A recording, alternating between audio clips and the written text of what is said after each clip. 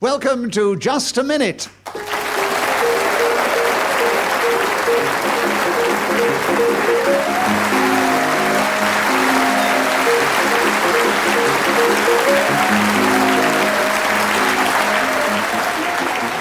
Hello, my name is Nicholas Parsons, and as the minute waltz fades away, once more it is my pleasure to welcome the four exciting personalities who this week are going to play Just a Minute. And we welcome back Clement Freud, Peter Jones and Derek Nimmo, and we welcome someone who has never played the game before, that is Jenny Eclair. Would you please welcome all four of them?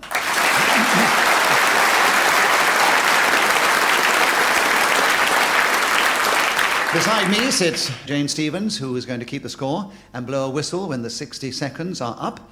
This particular edition of Just a Minute is coming from the Ocean Room in the lovely seaside resort of Scarborough in North Yorkshire. And I am, as always, going to ask our four panellists to speak on the subject that I give them, and they will try and do that without hesitation, repetition, or deviating from the subject on the card. We'll begin the show this week with Peter Jones. Peter, the first subject is very aptly Scarborough. Will you tell us something about this delightful seaside resort in 60 seconds, if you can, starting now? Well, I've only been here 2 hours, but I have formed a very favourable impression. It's always been... Jenny Eclair has buzzed right away. Was there a slight hesitation? No, Jenny, No, there was not none at all. He was just taking breath. I'm sorry. He was taking breath. I'm too keen. No, it's good to hear from you the first time on the show, but that was a little keen, I have to And a tell little you. early. I'm so sorry, Peter.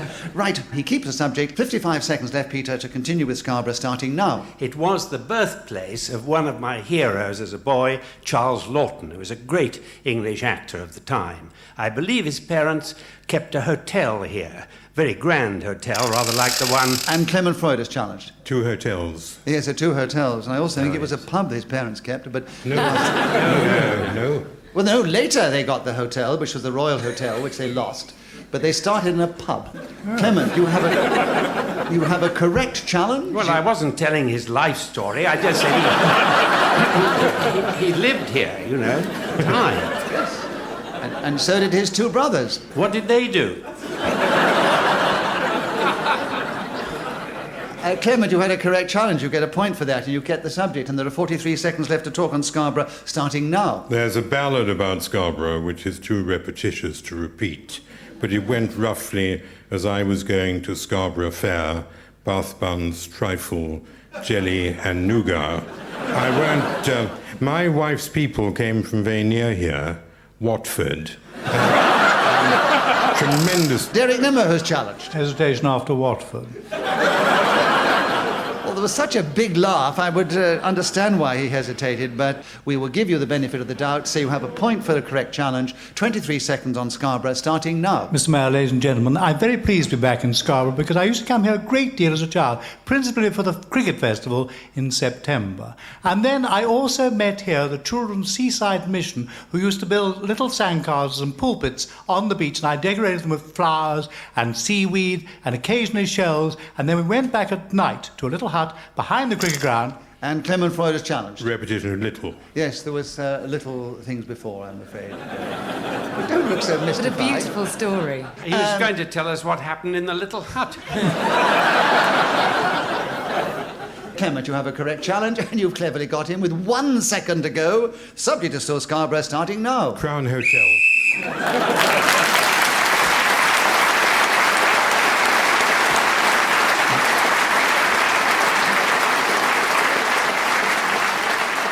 Whoever is speaking when the whistle goes gains an extra point. It was Clement Freud, and of course he's in the lead now at the end of the first round. Clement, we'd like you to take the second round, and the subject is landslides. That's got a spontaneous response from this audience here in Scarborough because they've had experience of that last summer. Clement will try and talk on the subject with 60 seconds to go, starting now. It does seem very odd that if one of your best hotels slips down a cliff, that you should meet the news thereof with hilarity. I think landslides are among the most boring things to watch. When you are asked to dinner and your host says, "Come into the sitting room, I have some interesting landslides to show you. I have Holland, Scotland, Heligoland, Lapland, Finland, I seize up. I find it so intensely boring, so stultifyingly dull. Peter Jones is challenged. I think he said boring twice. Peter, correct challenge, a point, 27 seconds. Landslide starting now. There weren't any star names in the landslide here, whereas in Malibu, in California, where they have them all the time, they always mention these huge names who are involved. And Derek Nimmo has challenged. 2 names. There were 2 lots of names there, Peter, I'm Right, afraid. yes. Yes, Derek, you have landslides in 17 seconds, starting now. The only time I've actually seen a landslide was at Mount Cook on the South Island of New Zealand, and I was skiing down the Tasman Glacier, and suddenly I heard this terrible, frightening rumbling behind me, and mountains of cliff and snow surged past me, missing me by a very short distance.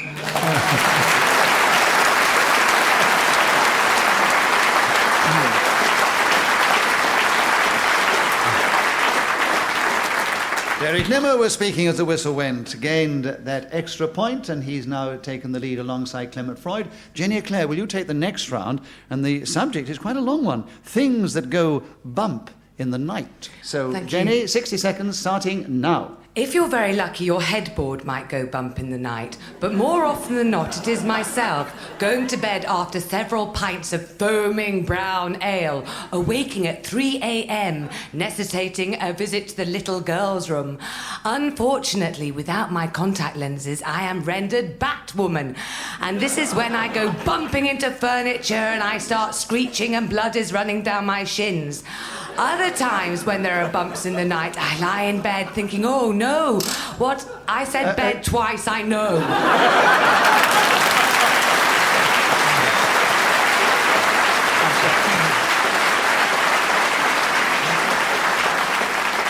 The other 2 let you get away with it, but not Derek Nimmo, so... No, I'm terribly sorry. It's very rude of me. It's just sort of It's trigger all right, happy. Derek, don't worry about it. I was enjoying it very much, really. I Would you had like more her to say. continue? Yes, I'd love it to continue. Right, you've got... Right, okay. So, Jenny, you have 29 seconds to continue on. Things that go bump in the night starting now. Other things that go bump in the night happen when local yobbos come into my house in order to relieve me of my electrical goods, my toothbrush, my microwave, television, electric curling wand. What must I do? I slither from under my duvet, on my belly, to the telephone, where I ring the local constabulary, which must come immediately to my aid. Also, other things that go bump in the night are poltergeists, and then I must ring a vicar and say, come and lay your gentle healing hands on my quivering body because I am so frightened. Or it could be the cat, but I'm breaking every rule in the book, aren't I?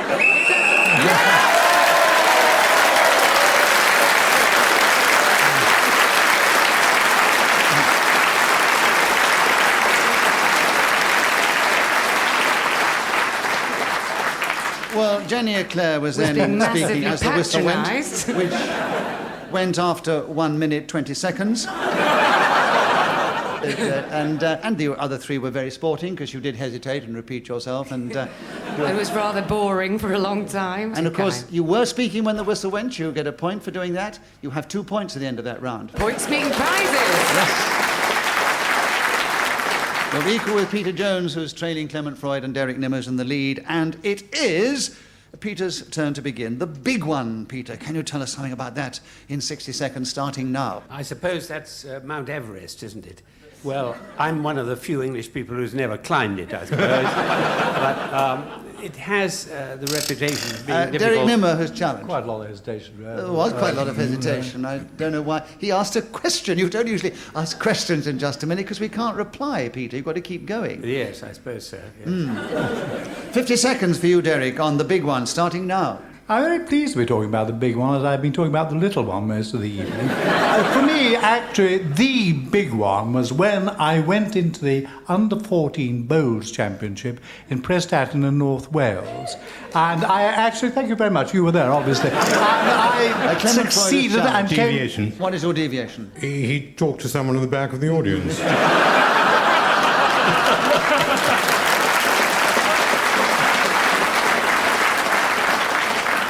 Yes, he's so unused to getting spontaneous reactions like that he responded to it. But what is this new challenge, then? You can't talk to the audience. Is that a challenge? What is the No, challenge? but Clement said you were deviating from the subject of the big one by talking to a little one in the audience. I just... was rejoicing in the fact they witnessed my success, that's all. No, they weren't. They were just responding to the Welshness that you were conveying then. And, they're obviously here on holiday from Wales. Is that true? You're on holiday from Wales somewhere? Now you're talking to the audience. Clement, your challenge was correct, by my definition anyway. 33 seconds left. The big one starting now. I have competed in big ones all along the north coast of Wales, from Wrexham to Flint, Abergele, Pensarn, St Asaph, and Llandudno, where I ran. Peter Jones' challenge. Wrexham isn't on the coast.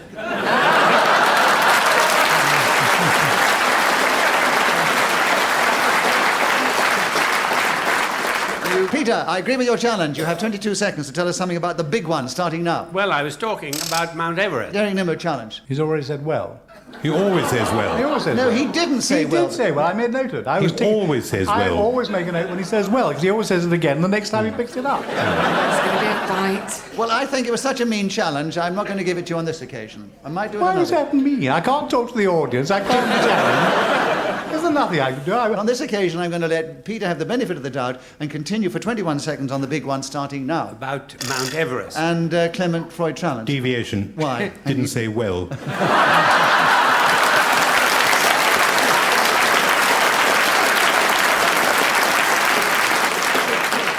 We give Clement a bonus point because we enjoyed the challenge, but Peter gets one for being interrupted, and he continues on the big one, 19 seconds starting now. Someone asked the Duke of Edinburgh why people wanted to climb it, and he said, I think because it is there. Well, I've never been one of those people. Derek Nimmo challenge. Well, I've never been one of those people.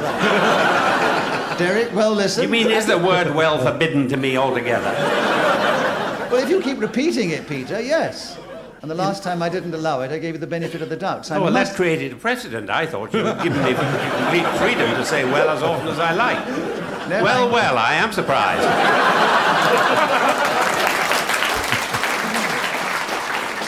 I'm just showing my fairness again and letting Derek Nimmo have the point. 11 seconds on the big one, Derek, starting now. But I suppose to a lot of children today, the big one is a Big Mac. They go into those hamburger places and order something frightful, nasty meat And tomato. Jenny, Eclair, you've challenged. No, I don't be wouldn't so have honest. Don't be so honest when the chairman's trying to help you.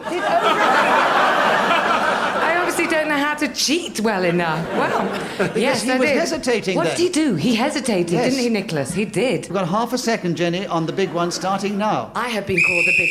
Hooray!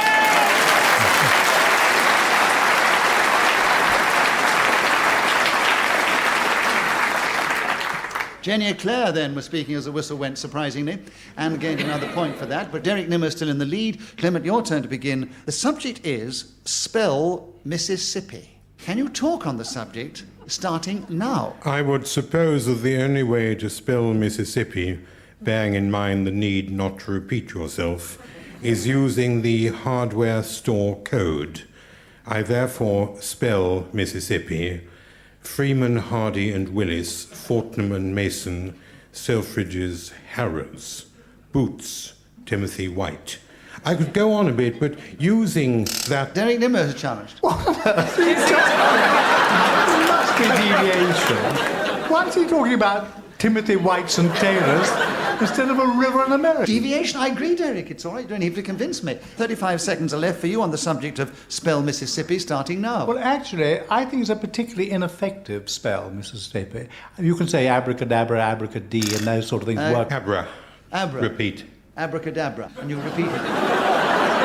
They're different words. Abracadabra is one word, but abracadabra... You say it in pantomime, don't you, Nicholas? Absolutely, yes. And you usually appear from behind a cloth. 29 seconds on spell Mississippi, starting now. Well, it is rarely spelt literally. Peter challenges challenge. He started by saying well.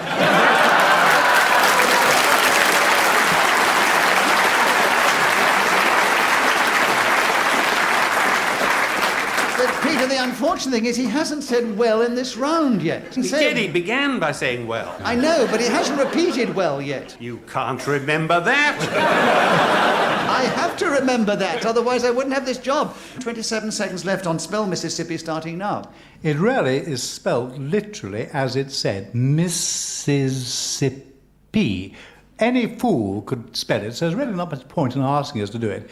M you get just one of. Jenny Eclair's I chance. think he's hesitating You're quite a lot. definitely hesitating, Jenny. 15 seconds for you on Spell Mississippi, starting now. When I was at school, which wasn't very long ago, we had a teacher who taught us spelling. Derek Nimmo challenged. Deviation was a very long time ago.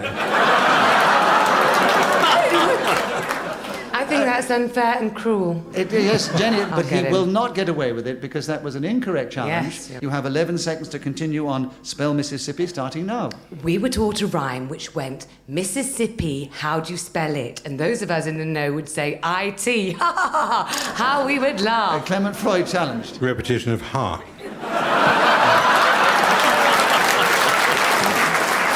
She's gone, hockey-ho! It is a difficult game, isn't it, Jenny? Right, Clement's got in cleverly with 3 seconds to go. Spell Mississippi, starting now. Abracadabra.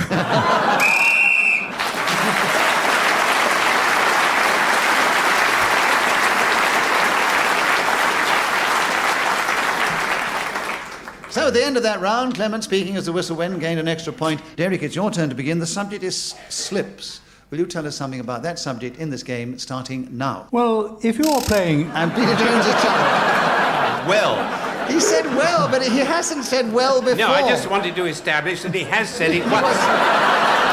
Now all you have to do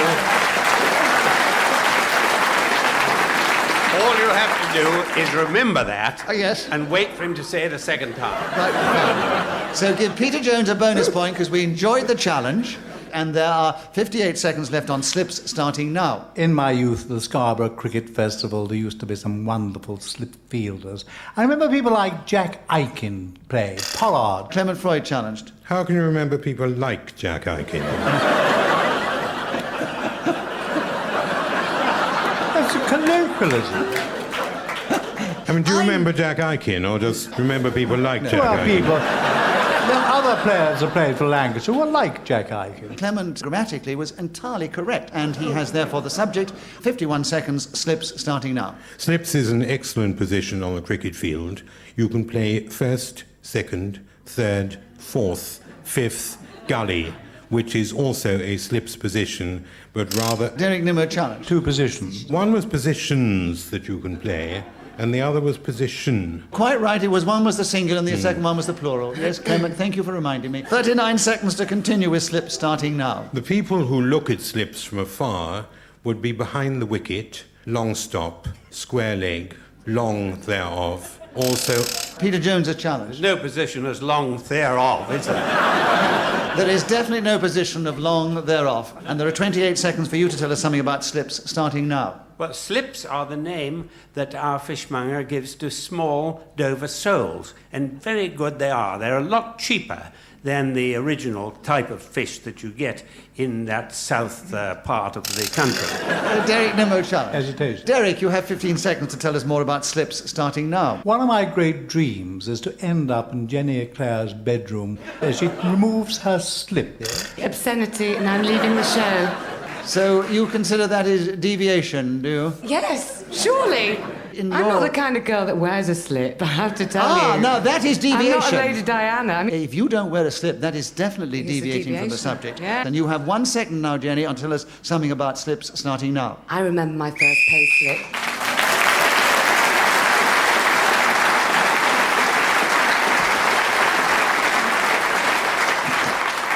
Well, Jenny Eclair, speaking as the whistle went, has inched forward a little, but she's in 3rd place now, just ahead of Peter Jones. Jenny, it is your turn to begin. The subject is stick. Can you tell us something about that, starting now? Lots of things come on sticks if you go to a party, like old people. Or cocktail sticks contain things like sausages, pineapple, cheese. If you have a dog, you could throw him a stick in a park. What a happy sight this is. Unfortunately, I do not have a canine pet, and it would look ridiculous for me to hurl a stick at my tortoise. Stick can be meted out vocally, and I do not agree with that maxim that goes, sticks and stones may break my bones, but words will never hurt me, because they do. When people criticise my hairstyle, I collapse to my knees sobbing. What else can you do with a stick? You can beat people with a stick. Clement Freud is challenged. We've had a beat. Yes, but you did jolly well. You went for a long time. I went for over a minute, in fact. You went for 27 seconds. Story of my life. So you have...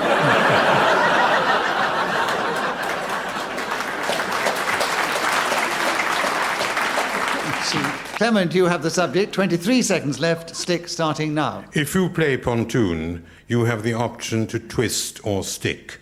And sticking seems to me a very sensible thing to do if you have 12 or more against the bank 6, which is a rotten card. And do remember this, the next time you're in a casino, just shout stick, and you'll be absolutely all right, because in those gambling hells...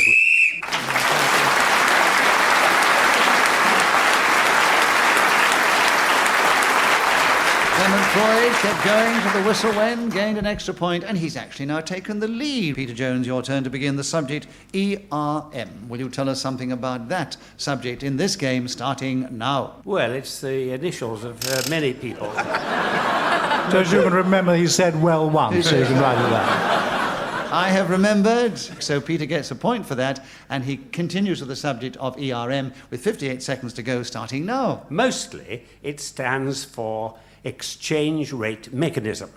Now, this is something that's going on all over Europe, and I wish I had more time to explain it to you.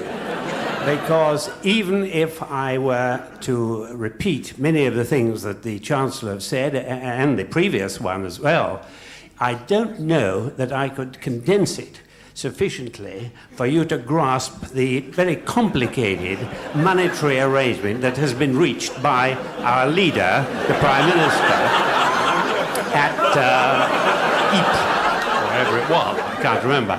You remember that? Oh, well.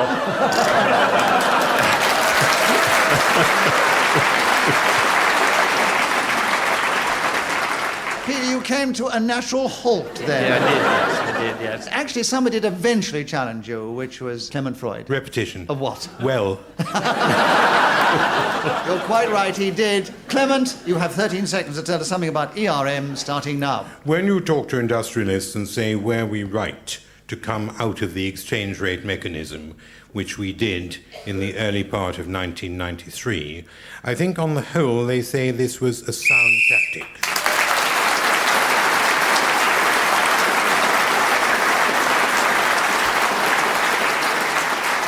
Clement Freud, speaking again as the whistle went, another extra point, and Clement, your turn to begin. The subject, my friends. Will you tell us something about my friends in just a minute, starting now? There's a story about Winston Churchill who was approached by a colleague who said, "Could you lend me twopence to phone my friend?" And the great man said, "Here is sixpence, phone all your friends." My own friends on this programme, you can see on one side of me, Nicholas Parsons, Peter Jones, Derek Nimmo.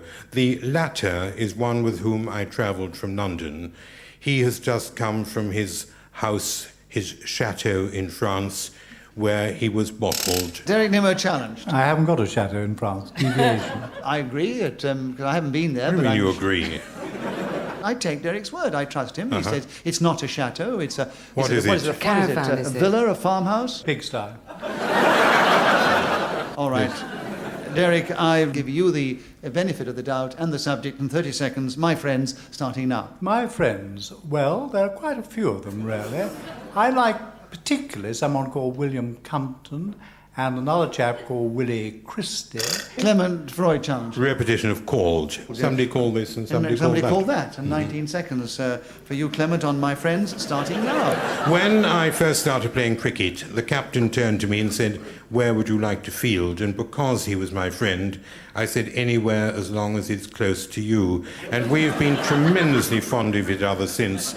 He is now... Derek Nimmo challenge. Deviation. Why? All this unnatural friendship is going on between them. You can't have an unnatural friendship when you wear a box.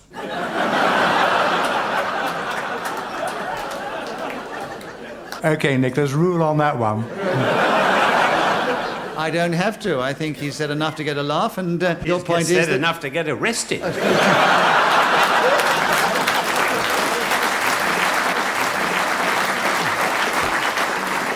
Derek, I don't think it was deviation, so he keeps the subject, and there are 5 seconds on my friends, Clement, starting now. Alan, Basil, Charles, Peter, John, James, Richard.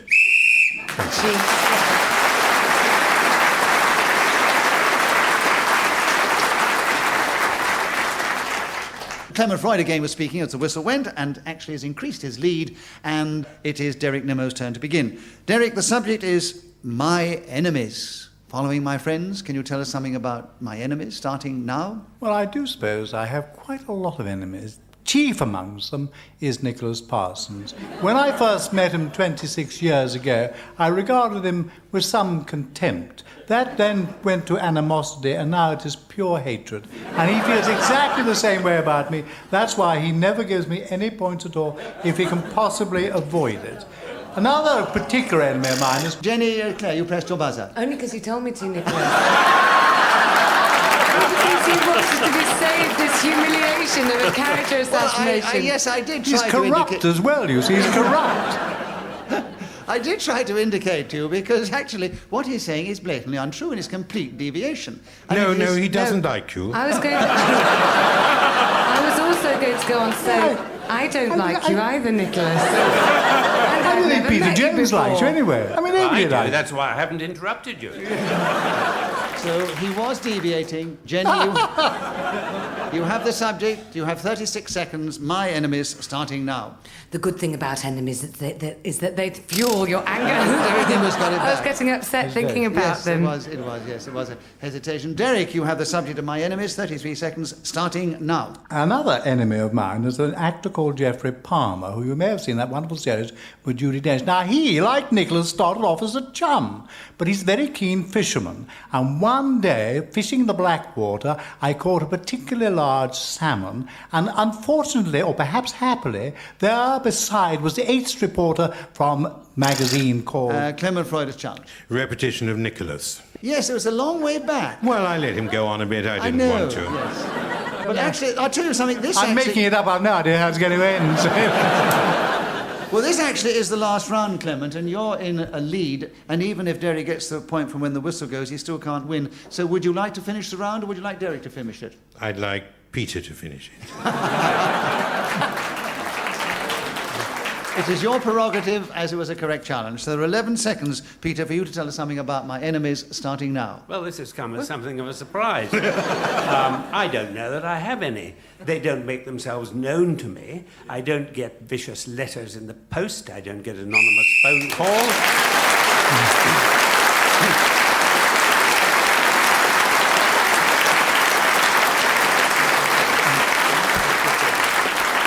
So Peter Jones very nicely and pleasantly brought that particular round to an end, and has also brought the show to an end, because we have no more time to play Just a Minute. Jenny Eclair, who's never played the game before, did extremely well. One behind Peter Jones, and if Peter hadn't got that generous point from Clement Freud, they'd have been equal. Well, I don't like accepting charity.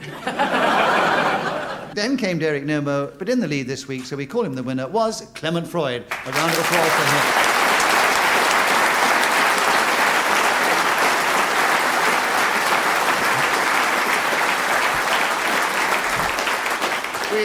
It only remains for me to say we hope you've enjoyed this particular edition of Just a Minute. We thank our delightful audience in Scarborough for their warmth of their reception. We thank Peter Jones, Clement Freud and Derek Nimmo, and also Jenny Eclair for the talent they have displayed. I thank Jane Stevens for keeping the score so accurately. Ian Messiter for inventing the game. Sarah Smith for so brilliantly directing the show. And this is me, Nicholas Parsons, saying goodbye. Hope you enjoyed it, and be with us next time we play Just a Minute.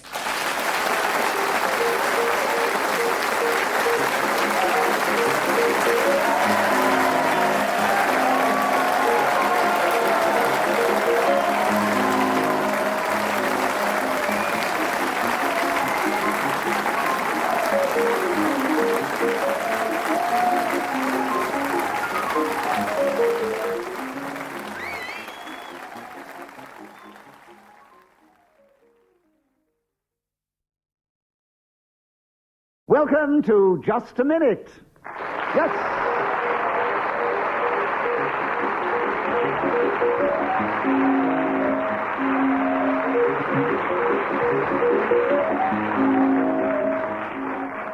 Hello, my name is Nicholas Parsons, and as the Minute Waltz fades away, once more it is my pleasure to welcome the 4 exciting personalities who this week are going to play Just a Minute. We welcome back 2 people who played the game a number of times, that is Peter Jones and Paul Merton. We welcome someone who's only played it twice before, that is Stephen Fry, and someone who's never played it before, that is Pete McCarthy. But would you please welcome all 4 of them? Beside me sits Miriam Jones, who's going to keep the score, and she's going to blow a whistle when the 60 seconds are up. And as usual, I'm going to ask our four panelists to speak in turn, if they can, on the subject that I give them without hesitation, without repetition, or deviating from the subject on the card.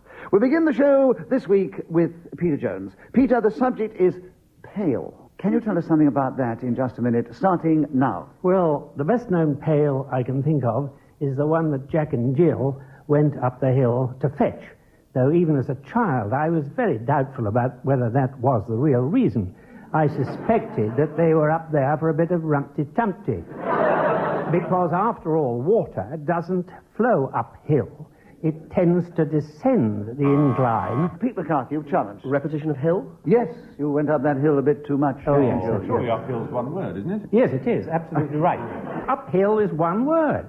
May have gone uphill, but Pete hasn't played the game before, and I'm going to give it to him for hill. All right? Sure. Pete, you have a point. You have. But if you have such an advantage for never having done it before, what do you think my handicap is for having done it for 28 years? I've no chance at all. There are 38 seconds for Pete McCarthy to tell us something about Pail, starting now. Peter... And the team goes to challenge. Hesitation. Yes.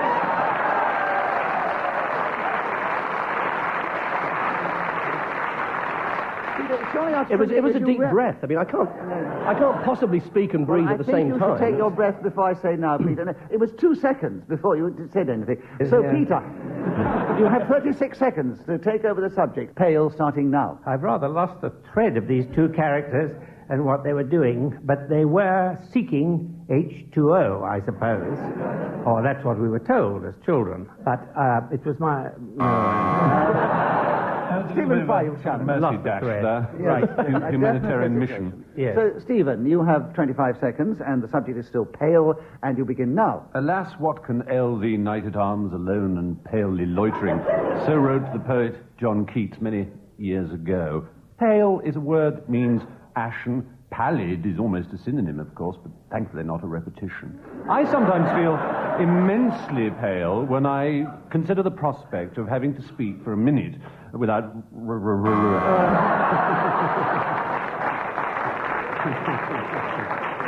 Oh, you only had 2 more seconds to keep going, too, Stephen. Paul Merton, you've got him with 2 seconds to go. The subject is Pail, and you start now. I woke up the other morning and I looked at myself...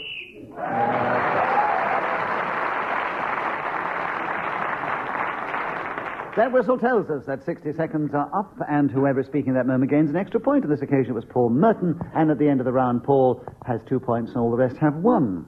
Paul, will you start the next round? The subject, Dmitri Shostakovich. I don't know why they're laughing. He's probably one of your favourite composers. You have 60 seconds as usual. Paul, you now know he's a composer.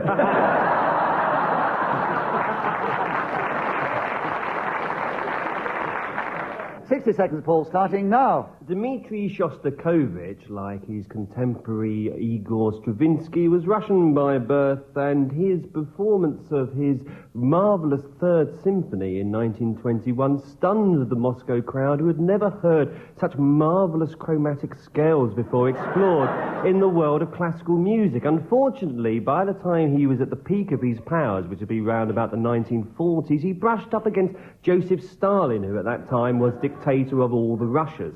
And this man said to Shostakovich, I want you to write music... Stephen, why have you... Well, he's the third music, in fact. I let the second one go because I was so aghast.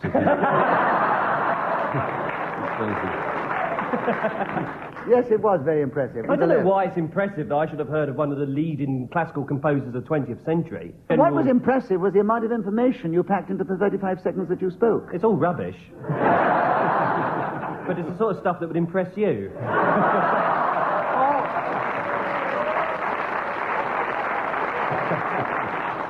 The audience have a general view that I'm fairly thick, but they are agreed that you're thicker than I am.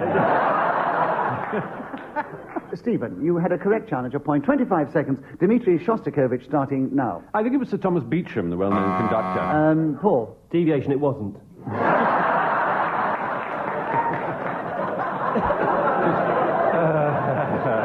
It's a mere rumour. It's a very popular fallacy, but he never did.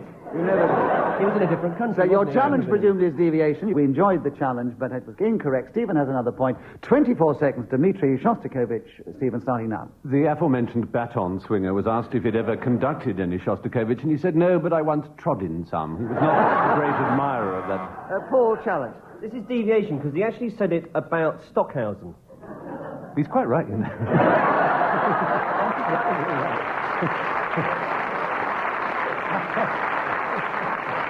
It's amazing what they teach in metalwork, isn't it? That's it. Don't be fooled by the show business veneer. I never thought I'd say those words in anger. Not in that sweat. 16 seconds. Dmitri Shostakovich, starting now. Well, he was this geezer who wrote nice tunes, as far as I can work out, and people used to hear them in the Russian salons and... And Stephen challenge. It's our second Russian. You did have a Russian before. 11 seconds are left for Dmitri Shostakovich with you. Stephen Fry, starting now. Dmitri Shostakovich was born in the latter part of the last century to parents who, as is common with Russians, both possessed fine moustaches. He had a loving upbringing and went to the conservatoire in the capital city.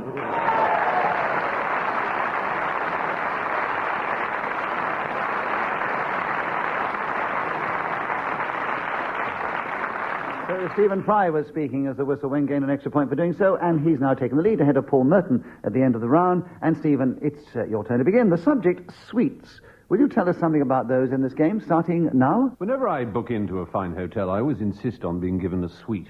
This is because I have an enormously sweet tooth. Ah, that's very amusing. No, as a matter of fact, it isn't the least bit amusing. However, sweet is one of those English homonyms. Sweets can mean sweet meats, as in confectionery, Mars, Galaxy, those kind of things. Well, I shouldn't mention brand names, I just have. I don't care, so there, yahoo. And, of course, it can also mean a collection of rooms in some kind of guest house. Pete McCarthy. Repetition of mean. Yes, it can mean a lot of different things. And he was being mean, so he repeated it as well. Yes. But you have a correct challenge, Pete McCarthy, and you have the subject. 36 seconds left, starting now. Sweets, or desserts, as they're called in some circles, have never really... Stephen Fry. Not the kind of circles that Radio 4 listeners are used to. It's incredibly non-new. I don't think we want to encourage you. The word is pudding, man. Brace up. Really. We don't want to bury our nose in the trough of some kind of tenement... What even a challenge, Steve? Well, deviation from the proper norms of social Stephen, if we're here to decency. divide the nation over our educational The background, nation then I was think it's a already very sorry divided, day. darling. I was merely drawing attention to the demarcation of the line. Pete, I disagree with the challenge, so you have a point. You have 33 seconds to continue on sweets, starting now. Or puddings, as they were probably called in the minor public school which Stephen Fry attended, have never really... Stephen challenge. It was a major public school, wasn't it? Yes. He was waiting for a laugh which rightly didn't I come know. because the audience were horrified. I think the laugh did come, and he wrote it, actually. But, no, I think I'm going to give you the benefit of the doubt, Pete, and say you didn't actually pause there. 27 seconds, sweets, starting now. Are never something that really appealed to me. A little bit of cheese is rather nice at the end of an evening, but something that cloys and gnaws in the stomach until 3 or 4 in the morning is positively beastly. The thought of those currants reappearing in one's nightmares, possibly as the eyes of giant spiders, or the... Stephen Fry, your chance. This is just babble from the sickbed. What he's talking about. I think he has deviated from sweets more onto cheese and... No, I was... he's talking about currants. I was talking about currants that had been... Giving The yourselves an currants electric came in shock. after you've gone Don't get currants in cheese, Nicholas. Nicholas, Unless, of course, you go to a minor public school. seconds. Peter Jones's challenge. You must remember it's his first time here.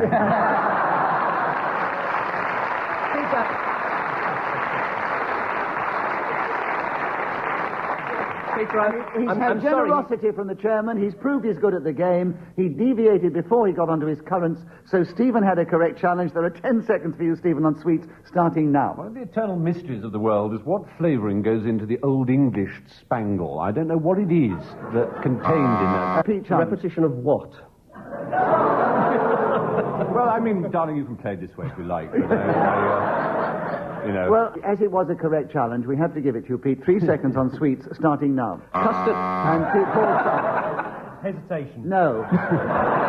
Well, everybody else seemed to be having a go, so I'll join in. 2.5 seconds on sweets, Pete, starting now. White sauce seasoned with brandy can often... Stephen Fries. I thought I'd give him another point. It's his first time. He's going to collect a massive score. I thought I'd make it Half a second, record-breaking. Pete, on sweets, starting now. Sugar frequently.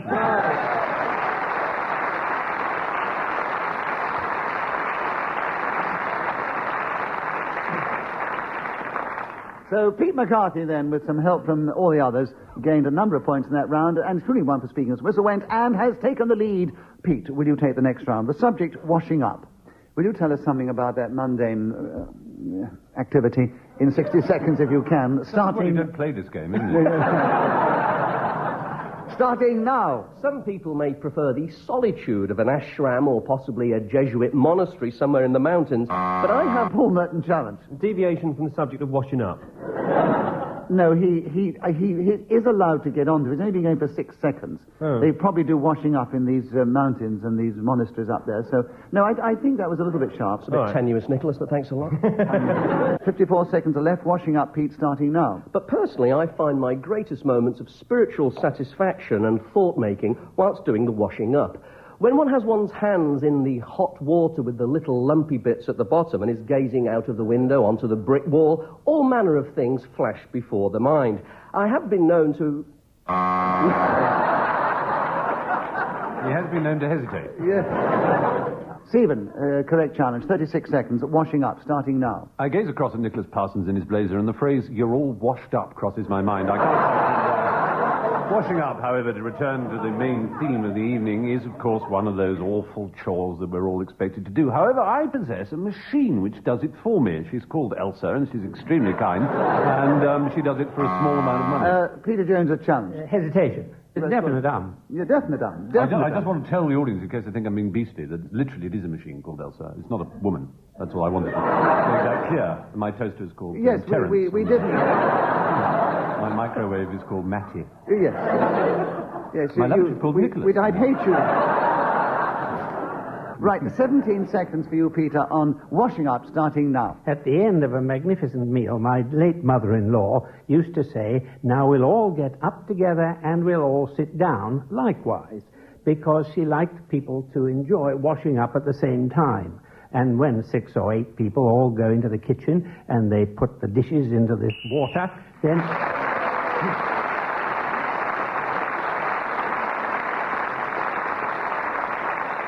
Peter Jones, then speaking as the whistle went, gained that extra point. Peter, your turn to begin. The subject is sawing a girl in half. There are 60 seconds to tell us something about that subject, starting now. I hate waste.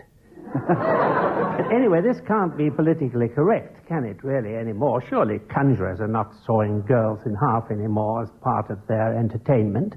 I think I've never seen it, but there must be some who are sawing men in half. But,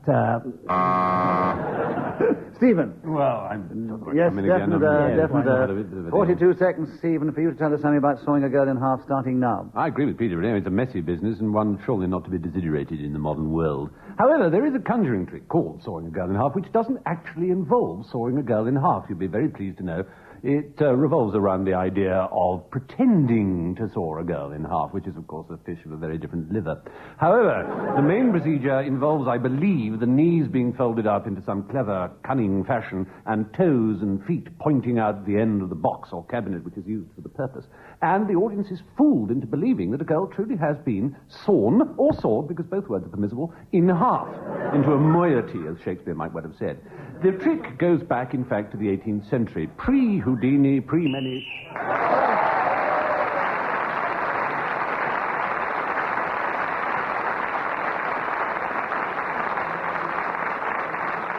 So Stephen Fry kept going magnificently on sawing the woman in half until the whistle went, gained that extra point. He's equal with Pete McCarthy in the lead, and in second place equal are Peter Jones and Paul Merton. And Stephen, it's your turn to begin. The subject, keeping the peace. Will you tell us something about that subject in this game, starting now? Well, I'll try and tell you something about the subject. I don't think there's much I know that you don't know yourself, really. But, however, I repeat... Stephen, you challenge yourself. Repetition is no. I repeated no. Yeah, I know. Yeah. So that's a correct challenge. Oh, good. Well done. Do I get a point? Get a point for that? It's a new way of playing the game, yes. It's an outrage. All I can do is to say yes, a point for that. Keep the subject. 55 seconds, keeping the peace, starting now. I bought some bird's eye cod pieces. Yes, Peter, not you long challenged. ago. He hesitated. Oh, yes, I did.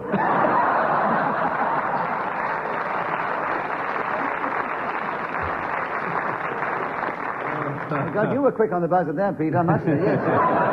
52 seconds, but you tell us something about keeping the peace, starting now. Well, I think I'd be an ideal person to keep the peace. I shouldn't bother anybody. Lie in a hammock in the garden with my friends Tom Collins, Johnny Walker, and a few others. And I would be so placid and unaggressive that the peace could go on lasting for 100 years, or as long as I did. But, however, there are other people in the world who are... Stephen Challenge. Touch the The other was touch of the ears there. Yeah. 31 seconds, Stephen. Back with you. Keeping the peace, starting now. The United Nations is said to be a peacekeeping force and contains elements in it which have managed to hold various rickety pieces throughout our recent history, I suppose. However, I do think... Stephen. I did pause again in the middle of that bit. I was saying... No, actually, you didn't pause. Oh, my so that was incorrect an challenge. incorrect challenge. Oh, it was a risk. I had to take the risk. You had to take the risk. So you have now given me the with you, Nicholas situation. Parsons, you have just 11 seconds left on the subject. Starting now.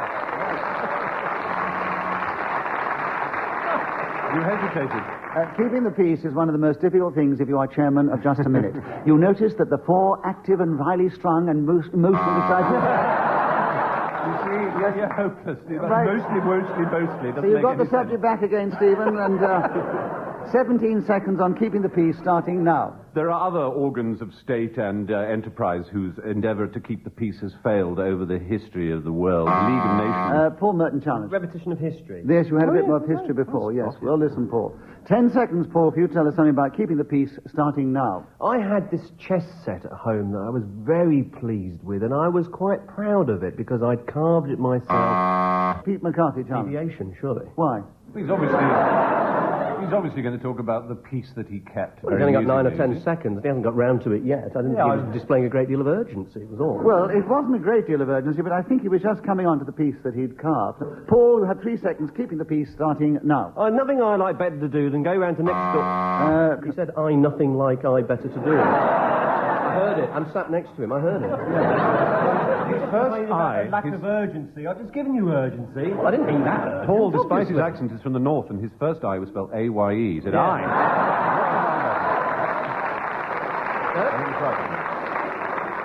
Paul Merton, you have 1 second on keeping the peace, starting now. Huge, great...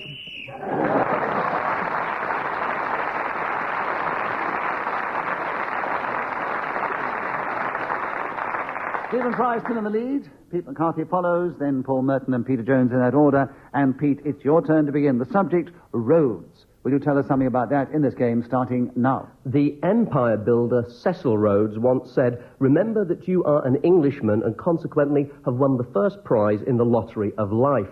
Unfortunately, he said it to a zebra because he'd had a few drinks at the time. But despite this... Stephen Fry challenge. No, it's just simply not possible because a zebra couldn't have transmitted this famous remark. But there might have been witnesses to it. Yeah, it might have been a couple of monkeys or something. He actually said it at a lecture in Oxford when setting up the Rhodes Scholarship Prize. It doesn't matter. All right. Let's throw truth out the window, shall we, Nicholas? Spoken like an Oxford don. Well, he might have had a whole audience there. They might have got him drunk and then taken him out there, see what he'd say to the zebra. Anything. Meanwhile, on planet Earth... Pete McCarthy, 47 seconds. Rhodes, starting now. So the man's name was given to the country called Rhodesia, which nowadays is known as Zimbabwe. I've only been there once, and by a coincidence, I only know one person. Paul Merton challenge. Repetition of only. Yes, and one. Well done, Paul. 37 seconds. Rhodes, starting now. Well, down the end of my road, there's Nellie Clackett, and she's a wonderful woman because she goes out every morning and sweeps the street outside her own house, and she's... Stephen Fry. the very best, he's only talking about one road, not Rhodes, which is on the card. It doesn't matter. I mean, the subject is roads. You can talk about this road, that road, whatever you like. He's talking about that particular road. I'm beginning to hate you, Nicholas. I really am. Never mind. Carry on. What's taken you 28 years? Right, 28 seconds for Rhodes with you, Paul, starting now. Where I live. Stephen challenge, yes. I think he planted that pause in order to give me a point because he knew he was wrong originally. No, I don't think he knew that. But still, it was a hesitation. It was a hesitation. 26 seconds. Rhodes with you, Stephen, starting now. The Colossus of Rhodes, I believe, was one of the great wonders of the world, so-called. There were 7 of those. That was only a single example of the species.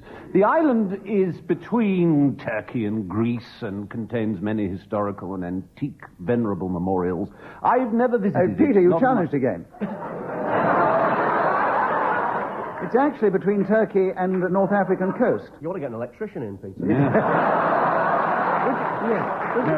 Would you press your button? No. Well, press it harder next time, will you? Nicholas, darling. Yes. Angel, baby. I want to know 2 things. 1, my mother is recording this. 2, if you deny me this challenge, I shall devote the rest of my life to hunting you down and killing you. I said that I believed Rhodes was between Turkey and Greece, and that is true. I did believe it. I now no longer do, because you told me it's somewhere else. But that is, I rest my case on that fact.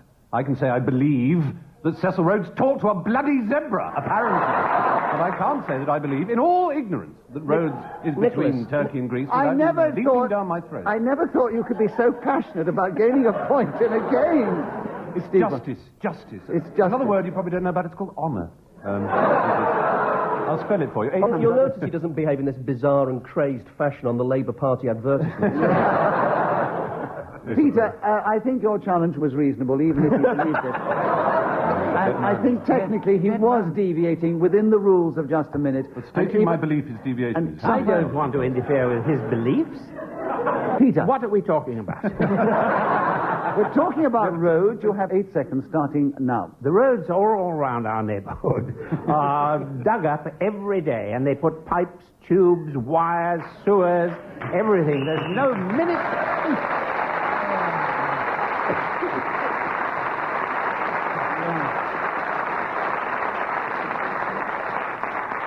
Well, Peter Jones is speaking as a whistle, won't gain an extra point for doing so.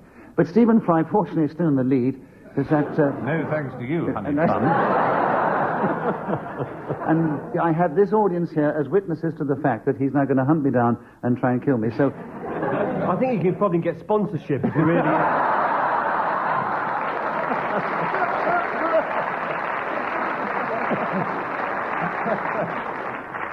Right, Peter Jones, your turn to begin. The subject, good value.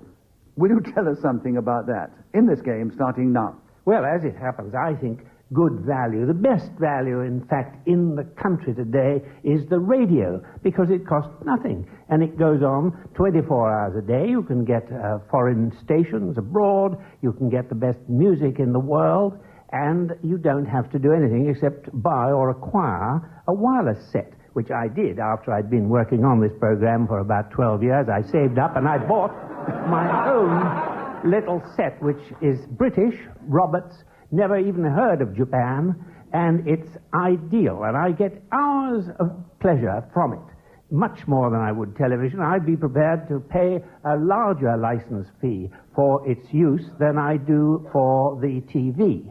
But then it's a matter of taste, I suppose. And all these people tonight, of course, are very happy to be missing what the airwaves are pumping out visually. And I'm very pleased for them because they seem so jolly, don't they? All these characters who are sitting here. I don't know what time it is, but the news will be on fairly soon.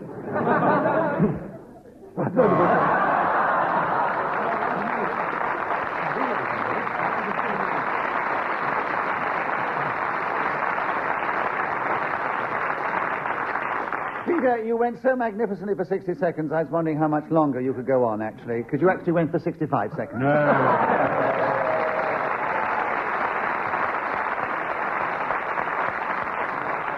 So you not only get a point for speaking when the whistle should have gone, but also you get a point for not being interrupted. You have 2 more points at the end of that round. You see, I do look after you, Peter. So What is the result? Well, you have moved forward from 4th to 3rd place. Yes, well... No, there's only 1 point separating Paul Merton, Pete McCarthy, and Peter Jones, but a little way out in the lead is Stephen Fry. And Stephen, this is going to be the last round, and the subject is biceps. Will you start on the subject now? I bought some seps not long ago from a famous department store in Fortnum & Mason's. They're a kind of fungoid arrangement, a mushroom, really. French, extremely valuable, highly expensive, but delicious in sauces. They were hugely dear, you've no idea. Dried, they came, sort of reconstituted by soaking in water. That was the aim of the thing. Biceps also, of course, probably didn't know this, means a set of muscles in the upper arm.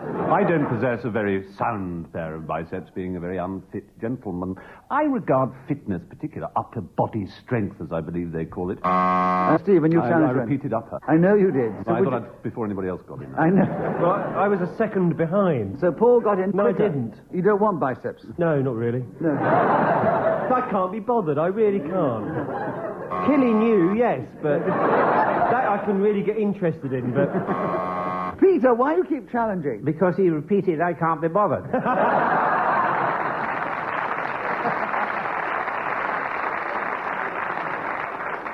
30 seconds left for biceps, Stephen, starting now. I think there's something to do with lifting and strength, vigor, high sinew power, that kind of nonsense. I don't believe it's a sign of respecting the body to look after things like your biceps. My own corporeal essence is best respected by being sat in a large armchair and given cigarettes and coffee, not by pounding away in some gymnasium. So my own biceps are Peter, a pretty sorry you state. challenged again. Your buzzer can't be bothered. Yes, he was deviating from the subject. Was he? I think what Peter meant was a repetition of my own, because it wasn't a deviation, but it was a repetition It of was my own. deviation. You got onto your own whatever you were. My body, dear, Your- which is your where own my body, biceps yes.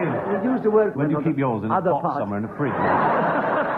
You went on to other parts of your body other than your I went to biceps. the body itself. But he correctly challenged for my own. And 8 seconds, Peter, for you to finish on biceps, starting now. They can be developed if you lift weights all the time, but it's a very tedious business. You have to go to a gymnasium, risk being photographed and having your face...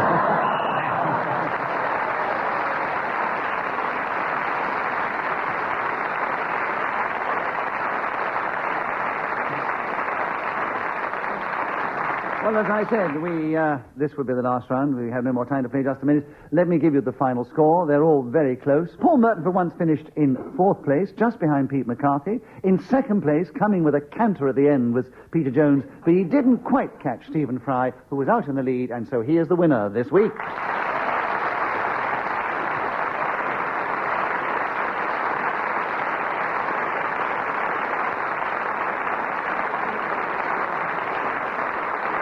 We do hope that you have all enjoyed this edition of Just a Minute. It only remains for me to say thank you on behalf of Peter Jones, Stephen Fry, Paul Merton and Pete McCarthy. Also Miriam Jones, who's kept the score. The creator of the game, Ian Messiter, our producer, Sarah Smith, and from me, Nicholas Parsons, and all of us here. Thank you for tuning in. Hope you've enjoyed it, and you'll be with us the next time we take to the air and we play Just a Minute. Till then, goodbye.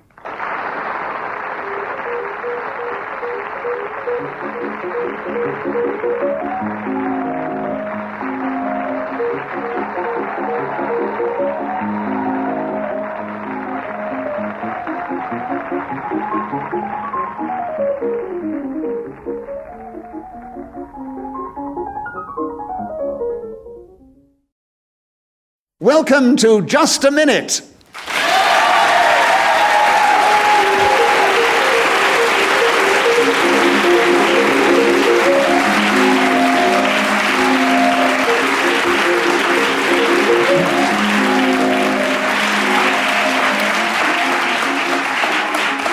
Hello, my name is Nicholas Parsons, and as the Minute Waltz fades away, once more it's my pleasure to welcome the 4 distinctive personalities who this week are going to play Just a Minute.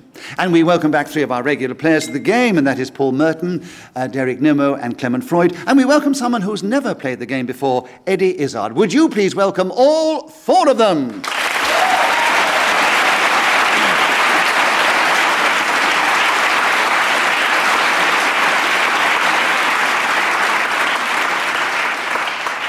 This particular edition of the show comes from the Pleasance Theatre during the Edinburgh Festival, and we have a very distinguished and rather hyped-up Edinburgh Fringe audience here to enjoy the programme. Sitting beside me is Miriam Jones, who will keep the score and blow the whistle when 60 seconds are up. And as usual, I will ask our 4 panellists to speak if they can on the subjects that I will give them, and they will try and do that without hesitation, repetition, or deviating from the subject on the card.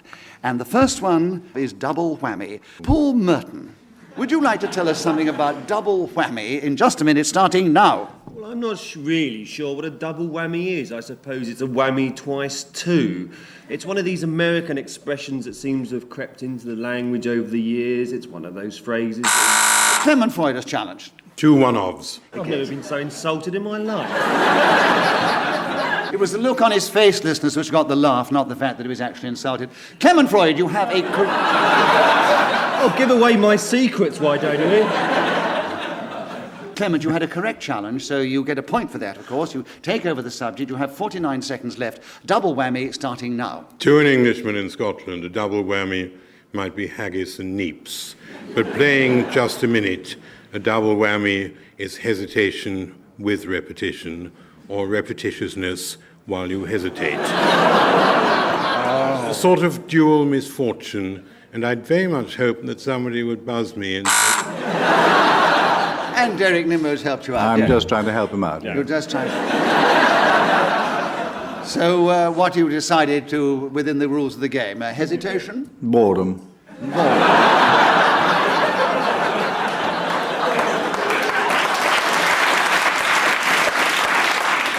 That's not within the rules of the game, though it does frequently occur, but deviating from the subject would probably be correct. 28 seconds are left, Derek. Double whammy starting now. It was used as a slogan by the Conservative Party, and to my surprise, they seemed to win the election mainly because they used this double whammy in that particular advert. Eddie Izzard's challenge. Eddie. 2 used. That's right, they did use it. Well listened, Eddie. 19 seconds left. Can you tell us something about double whammy starting now? Yes, it was used by the Conservative Party, and it is... Oh, Derek Nimmo, yes, you tell... Yeah, the man's only just joined the show. He said he does a lot of ums. I wasn't actually hesitating. I was doing a very thoughtful in not hesitating type of way. Well tried, Eddie, but I must allow it to Derek Nimmo. 15 seconds for you, Derek, having got another point for a correct challenge. Double whammy starting now. If one was at the stadium in Liverpool and you saw a boxer deliver a double whammy, it would be a blow to the left and a blow... Clement Freud challenge. That was hesitation. That was hesitation, yes. 8 seconds for you, Clement. Double whammy starting now. The Conservative Party actually did rather well introducing double whammy as a sort of negatory term, making other people feel that they did a poor whistle. Go on. No! Derek challenged before the whistle. Nobody's keeping on talking about whistles. He's now talking about whistles because he saw Miriam had put the whistle into her mouth to be prepared for when the 60 seconds were up. I wanted her to have a big moment. Derek, you've got in with another point for that, and 2 seconds to go and double whammy starting now. A left hook to the jaw and a straight...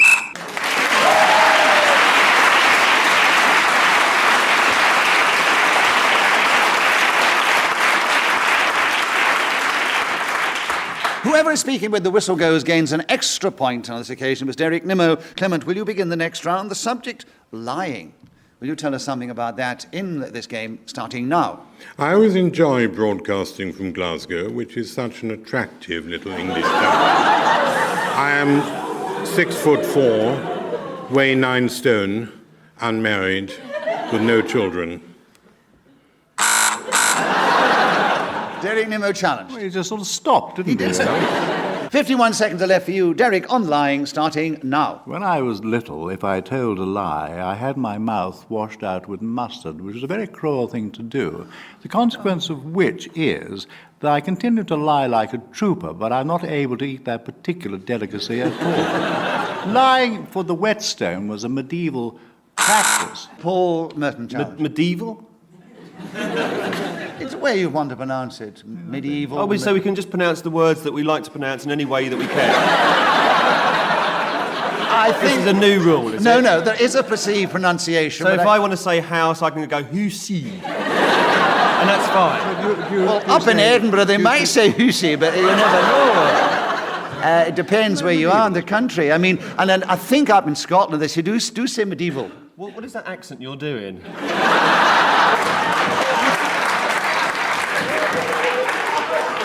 Derek, you have 33 seconds to continue on lying, starting now. It continued until Edwardian time.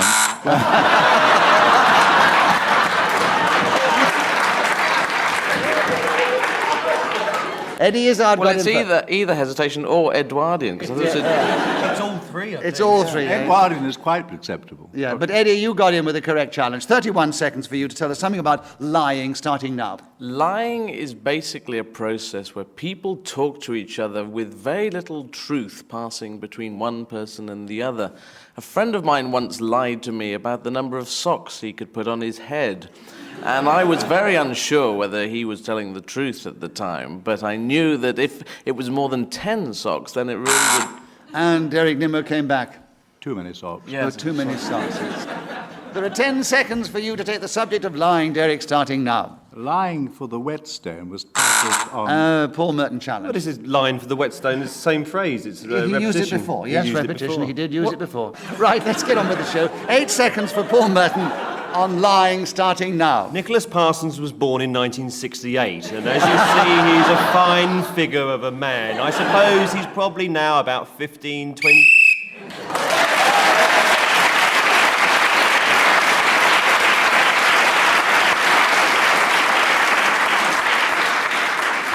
At the end of that round, Derek is still in the lead ahead of Paul, and then Clement, and then Eddie Izzard. And Paul, it is your turn to begin, and a very apt subject, Arthur's Seat. Will you tell us something about that? In this game, starting now. When I was 8 years old, my father used to take me to football matches, and I always noticed that the seat next to me was empty. He said, well, you see, the reason why that is because it's Arthur. That is. Yes, See, that is. well, listen, Eddie, that is.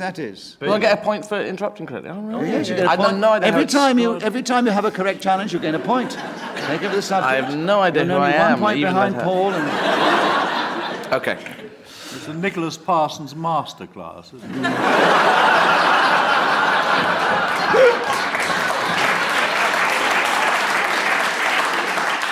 51 seconds, Eddie, starting now.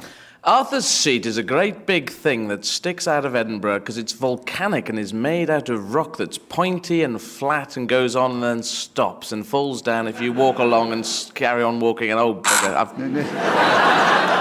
Eddie, you challenged yes, yourself. I feel I was hesitating, so I get 1 point. Carry on.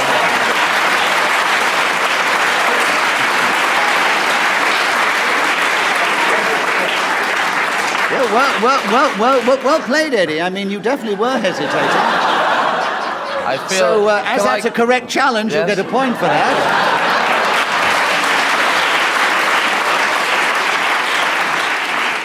And I must say, it was very well listened as well. I could hear it coming, you Yes. see, and I knew. So as soon as I did it, I thought, I'd get in there quick, and then I can win this way, can't I? Yes. Has this been done before? You're now equal in second place, only 1 point behind Derek Nimmo, and you have 38 seconds to continue with Arthur's Seat, starting now. I once went up Arthur's Seat, and I took a long time. Derek Nimmo challenged. Deviation. Why? If it's deviation, it's vulgar, and therefore it'll be cut out of the show.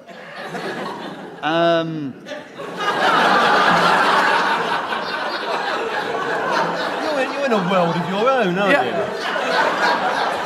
You know, No, I'm very wonderful willing. subject for Anthony Clare, isn't it? In the psychiatrist's chair, you would have Nicholas Parsons strapped down in it. Eddie, I'm going to say that you have an incorrect challenge, so you get a point. That's another rule. Did you know that? You get a point for an incorrect challenge. So even if I you're now interrupt myself wrongly, I can win.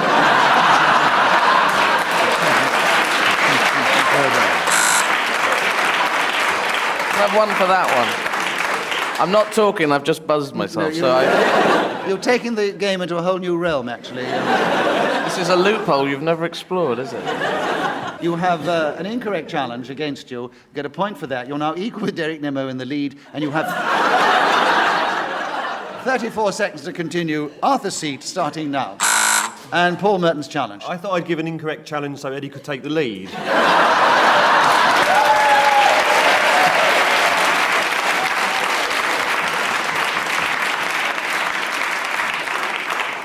Eddie, you've got the lead. One ahead of Nimmo. 33 seconds, Arthur's seat, starting now. I did go up Arthur's seat.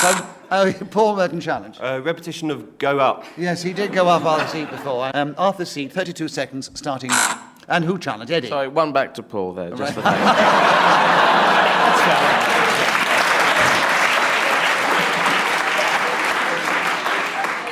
So Paul's now in the lead with Eddie Izzard, 31 seconds. Paul, starting now. One of the fixtures of the Edinburgh Fringe is Arthur Smith, who comes up here regularly every year and does various shows that come out of his brain.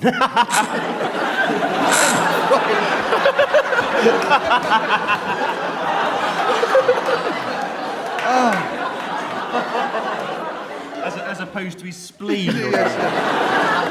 Clement Freud got in first for the challenge. Repetition. Of what? Ha.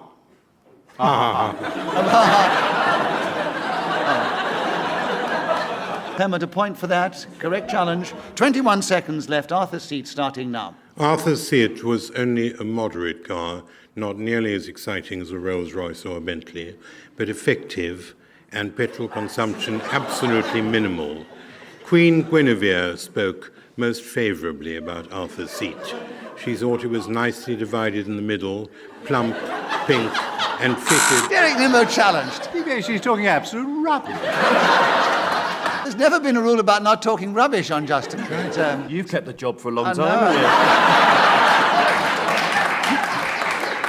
you? He wasn't drivelling, and you have 1 second left to tell us more about Arthur's seat starting now. And Paul Merton challenged. Hesitation? You just want Clement to have another point. No, half a second, Clement. Arthur's seat starting now. Go up. Oh.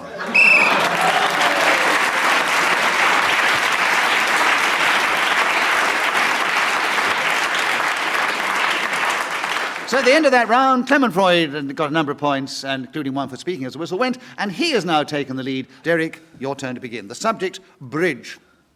Will you tell us something about that in this game, starting now? If I was going to talk about any bridge being here in Edinburgh, of course I would talk about the Forth Bridge, which I will do. Paul Merton challenged. Repetition of talk about. Yes, that is right. Well, listen, Paul. You have 55 seconds to tell us something about bridge now, starting now. Bridge is a card game that I don't know how to play. Derek Nimmo challenged. Hesitation, he stopped. He stopped, yes. He didn't know how to play, No. and so he stopped. What a clever idea. I recognise my limitations there. 52 seconds, Derek. Bridge starting now. I suppose really the bridge that I find most moving is the Bridge of Sighs, which goes across from the Doge's Palace to the terrible prisons beyond. How many poor souls have gone to their death? Paul Merton challenge. 28.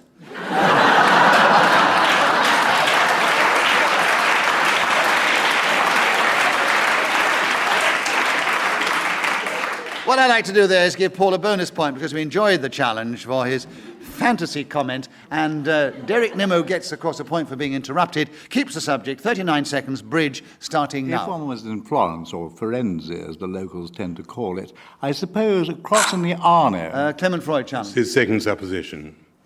He supposed before. You supposed before. I'm very sorry, Derek. So Clement's got in, 34 seconds, bridge, starting now. I had some affection for Horatio, who said, "Now who will stand on either hand and hold the bridge with me," feeling that would be a very painful process. Eli Culbertson invented a new form of bridge in the olden days when there was auction and contract. And this great American exponent of the card game decided that bidding could be a sort of cheating process. It is our challenge. I don't know whether that's legal. Well, you said an a before, a something, and then there was an a something later. But I mean, it is repetition of. I know it's. I think that's a bit... I'm just starting. I think if you carry on, you'll be a challenge for apostrophes in a minute. I mean, You're not supposed to challenge that. I'm very sorry. There are only 26 letters in the alphabet, and one has got to sort of repeat them every now Yes, and well, I then. know. No one. I didn't realise. I think an occasional repetition of a. I just wanted to give you a point anyway. Thank you. I think you actually wanted a point for yourself, but Well, you got out of either it. way, you know. Clement, your incorrect challenge. 9 seconds. Bridge starting now. There is a coven of people in Earl's Court who play bridge quite fiercely and for serious money. using clubs, hearts, spades, and diamonds.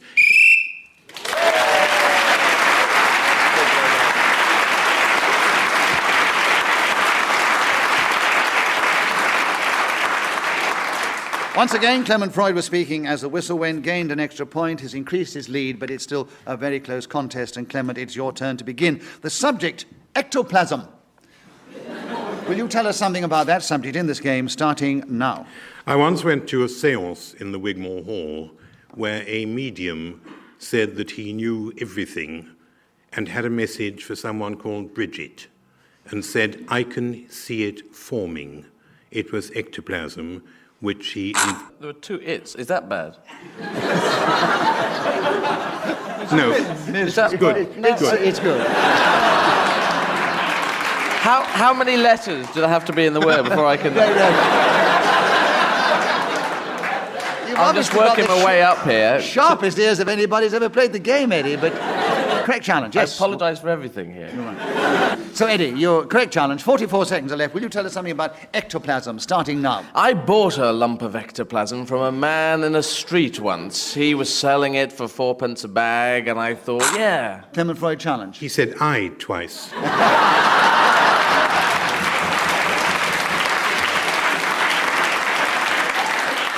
I did it on purpose just to annoy Clement. Yes, I would say hoisted on your own petard. Well, no, I know that one-letter things can be repeated, but two-letter things are no. He's got back at you on that one, Eddie, so we No, give him no, a no. point. Well, You don't want I to? challenged an A, and I was not allowed that, so an I shouldn't be allowed. But I challenged an it, and that was allowed. So, All right. We won't charge anything in that case. Thank you very And we'll restrain ourselves. my infringing on lawyer the just I's and A's. advised me on that. 37 seconds. Ectoplasm, Eddie, starting now. The ectoplasm was green and lived... Oh, bugger. Paul, yes. Sort of hesitation. Sort of, definite hesitation. 33 seconds, Paul. Ectoplasm, starting now. Ectoplasm, or as I prefer to pronounce it, Land Rover, is a substance that often appears out of people's ears during mysterious sessions of seance-like... Derek Nimmo challenge. Hesitation. Yeah, there was a hesitation. You see, that was my pronunciation of orange. you start being too clever, Paul. You see, you trip up. This game does not... I can see where you were fooled. Yes. Right. 20 seconds, Derek. Ectoplasm, starting now. In Nell Card's blithe spirit, Madame McCarthy smells ectoplasm in the séance. It is a very mouldy, horrible stink, and she found it quite revolting, and so did everybody else who took part in the many productions that have been going on of this particular piece of theatre over the many years. It is our Oh, challenge. sorry, no, I take it back. Why? Well, it was of. There were two ofs, production of. And I don't... I forget it. No, I kill myself now. All right, we won't charge anything. 2 seconds left, Derek. Ectoplasm, starting now. I was sitting in a darkened room, and the ectoplasm suddenly manifested.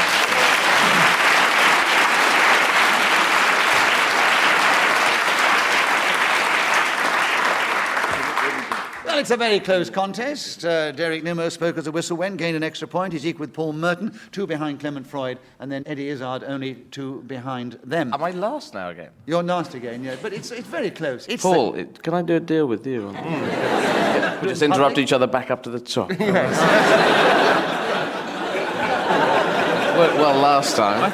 I think we've got to give it a sense of suspense, though. Yes, that's right. You see how the new boys gang up on the old guard. Right. Eddie, it's your turn to begin. The subject is being done. Can you tell us something about that subject in this game, starting now? Being done is a great thing to happen to you. I once was a piece of toast, and I remember going into the grill, and I thought, ooh, I wonder when I'm going to be done. And I was watching the clock, and it was ticking away, and I was being done too much on one side, so then I flipped over to the other side. Paul Merton challenge. Repetition of side, Yes, unfortunately. side is a 4-letter word, so we're going to allow that one. Paul, you've got in with 43 seconds. The subject is being done, and you start now. Rory Bremner is somebody who finds it impossible not to do an impression of the person he's speaking to. And he does a particular mimic of me, which is very poor, I think, but he will insist on doing it. And I get quite irritated by this because he makes me sound like some kind of yob who's selling vegetables down Petticoat Lane somewhere in London, and I realise that my accent is a little bit like that, but I don't also... So, Eddie, you challenged. Just stuff, really. Hesitation. Yes, that's the word. 17 seconds for you, Eddie. Being done, starting now. I was once done by a piece of toast who came... Clement Freud challenge. Oh, I can't do that, can I? Yes, you've had the toast. You should have gone off on a different... I thought toast was the word, but it isn't. It's done, isn't No, it? it's being done, yeah. Clement, 15 seconds. Being done, starting now. I found this on a menu in Papua New Guinea, being done. I ordered it, and they said, how? And I said, well. Eddie, challenge. 2 saids. Yes? They said, I said. 5 4 seconds to letters. go. Yeah, Being done, starting now. Clement, you challenged. Hesitation. Clement, 4 seconds. Being done, starting now. It is better being done than having it done to you.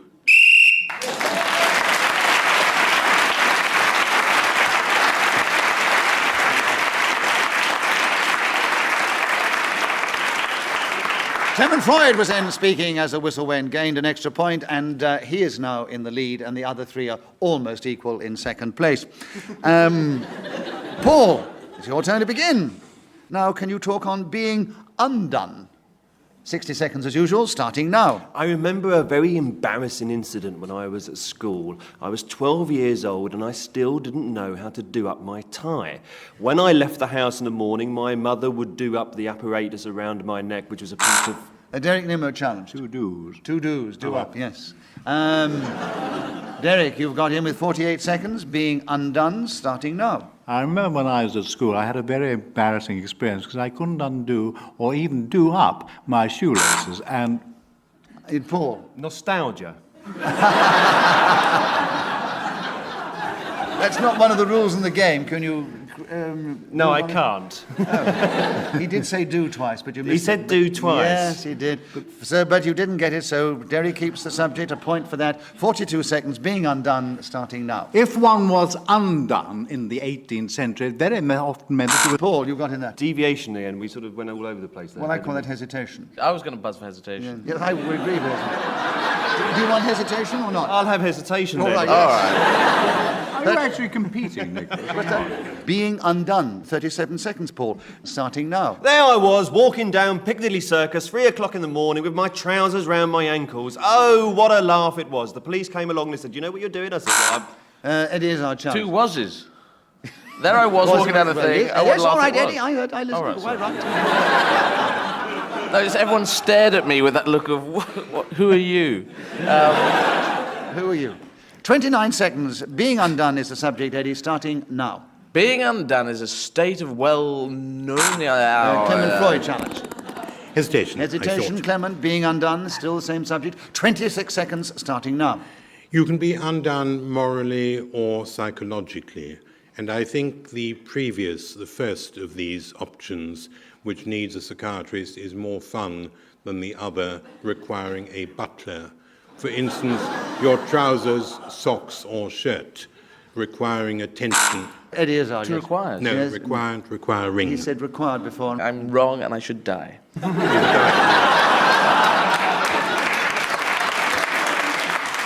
Don't wilt. 7 seconds. Being undone, starting now. In Papua New Guinea, I saw... Bloody Yes. hell. I was just buzzing for fun. Yes, he was in the other round, he said, Papua New Guinea. Clement's got another point. 5 seconds. Being undone, starting now. The restaurant manager came up and said, "How would you like your being undone?"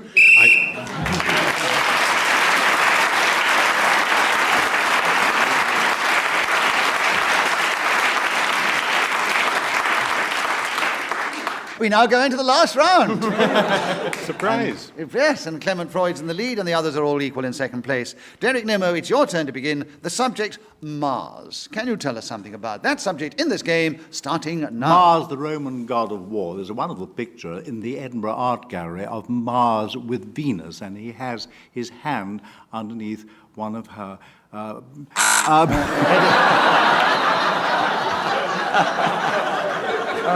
Yeah. Thoughtful hesitation. A thoughtful hesitation, yeah. So, So is it breast you were going to say? Is that a problem thing these days to say? With him. It's obviously a problem for Derring. He was searching for it and couldn't find it.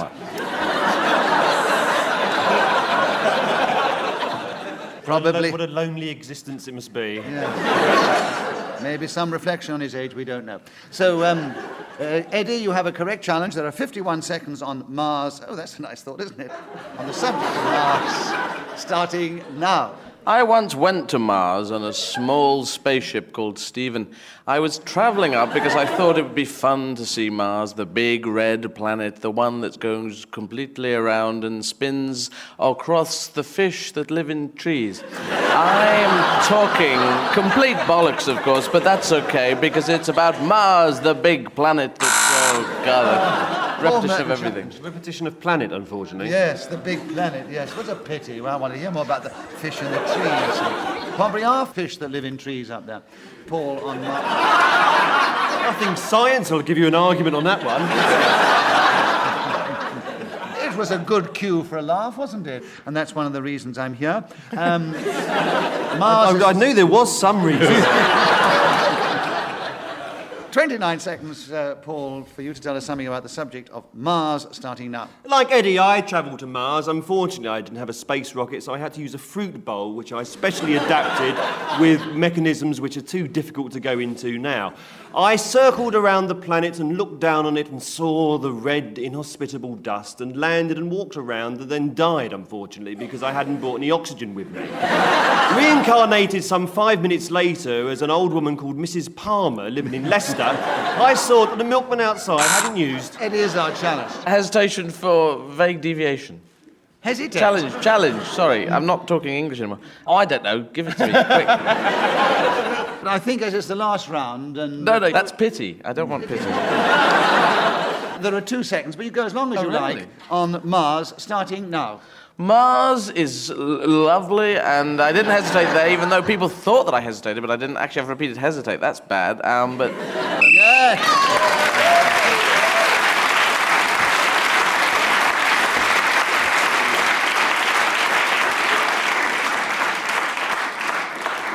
I'll give you the final score, by the way. It was a very close-run contest, but out in the lead with 19 points was Clement Freud. We say that he is the winner this week.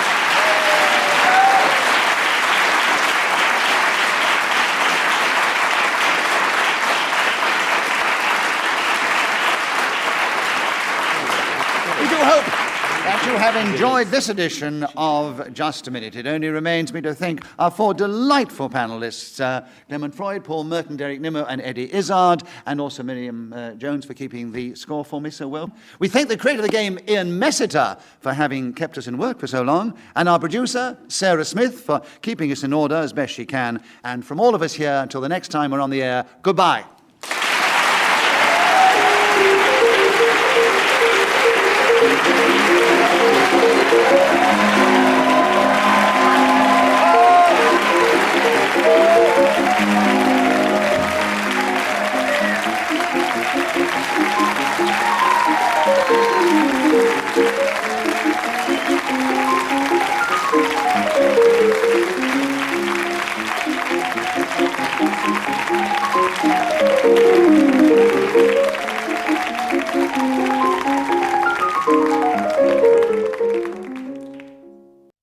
Welcome to Just a Minute.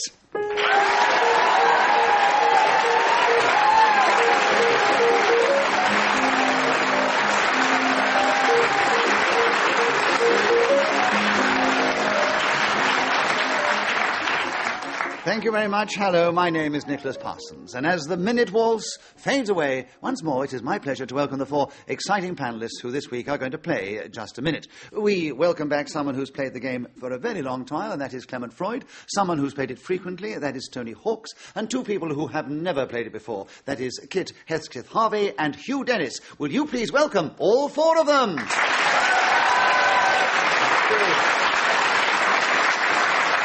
And this particular show is coming to you from the lovely Madam Market Theatre in the beautiful city of Norwich. And as always, I'm going to ask our panellists if they can speak on the subject that I give them, and they will try and do that without hesitation, repetition, or deviating from the subject on the card. Miriam Jones sits beside me. She will keep the score, blow her whistle when the 60 seconds are up. And we will begin the show this week with Clement Freud. Clement, we would like you to talk about Norwich. You have 60 seconds to do that, and you begin now. Shortly before the Battle of Agincourt, Henry V said, "Then shall our names familiar in his mouths like household names, Harry the King, Bedford and Exeter, Warwick and Talbot, Salisbury and Gloucester, and not a mention of Norwich." People in East Anglia were bitterly disappointed. They said, if ever we have a supermarket... Tony Hawk's the challenge. I think he hesitated. He definitely hesitated. You have a point, of course, for a correct challenge, and you take over the subject of Norwich, and there are 37 seconds left, and you start now. Norwich is a nice market town with a marvellous football team nicknamed the Canaries. With absolutely no local support here tonight, let me tell you. They play in a marvellous strip, yellow and green, so colourful to watch them on the TV, bouncing from one end of the pitch to the other. I like Norwich very much indeed. I came here a number of years ago when I, in fact, had a girlfriend here. I'd visit her... Hugh Dennis's challenge. Repeat of here. Yes, you said you had a girlfriend here. You've got a point for a correct challenge, and you've got the subject of Norwich, and you only have 10 seconds, and you start now. Norwich, as well as being a major city, is, of course, also an acronym, meaning knickers off ready when I come home. In this regard... I'm sorry, no Tony Hawk's challenge just before you got your knickers off. It would have to be called Norwich for that.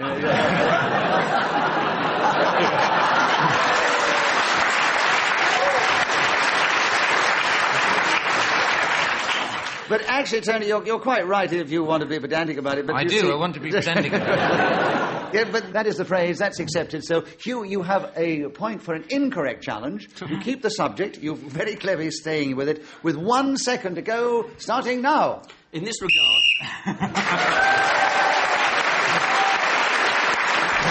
Whoever is speaking when the whistle goes gains an extra point. It was Hugh Dennis, who's never played the game before, and at the end of that round he's taken a commanding lead. Tony Hawks, will you take the next round? The subject is, what's fishy? 60 seconds, starting now. Fishy has generally become known as a term for something suspicious. I've never really understood this, given that, to me, fish seem rather honest creatures. They never seem to do anything behind their... Kit, you... of seam. Yes, nice to hear from you. 48 seconds are there.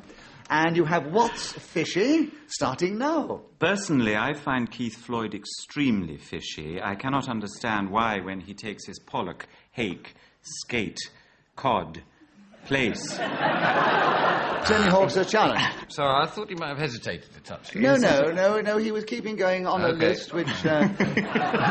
So, Kit, you have your first point for an incorrect challenge. You'll keep the subject. 37 seconds are left. What's fishy, starting now? But nevertheless, he manages to be completely drunk at all times, unlike Clement Freud, a marvellous television cook who is never anything but completely sober and vigilant about everything he does. Mr. Floyd...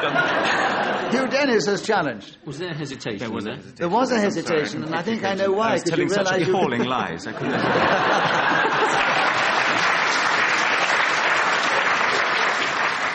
Clement was nodding very sagely, entirely agreeing with you.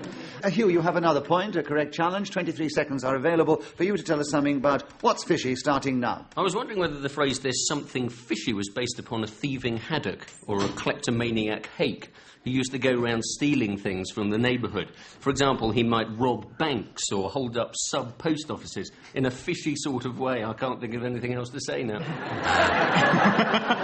So, Clement Freud is challenged. I wanted to help. So you have him for hesitation, and you have 6 seconds on what's fishy, starting now. Norwich City were quite fishy when they called in John Stalker to look into their failure to shoot.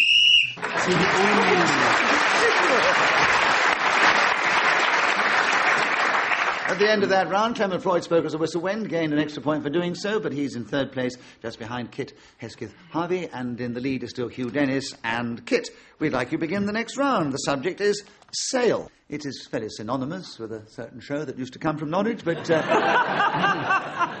if you'd like to try and talk on it for 1 minute, starting now. A friend of mine was working during his university vacation at a sale in Liberties in Regent Street when an enormous and voluble woman in a huge sable fur coat removed it and went into a cubicle to try on an undergarment. He did not notice this, and when a second punter approached him and said, "How much?" he said, "I should think about £5 to you, wouldn't you, love?"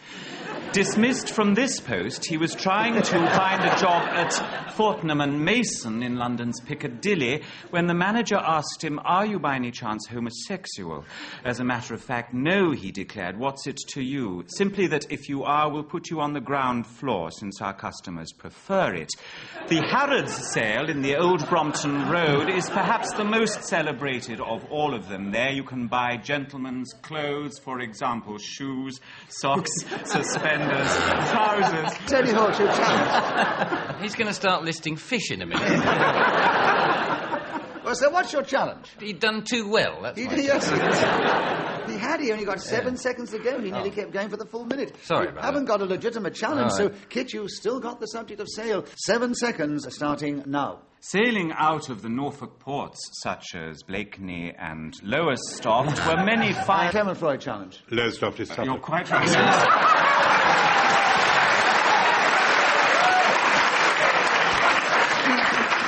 Oh, and Kit is a good Norfolk man. I'm glad you know him. So, Clement, you very clever got him with 1 second to go on sale, starting now. Fortnum and Mason.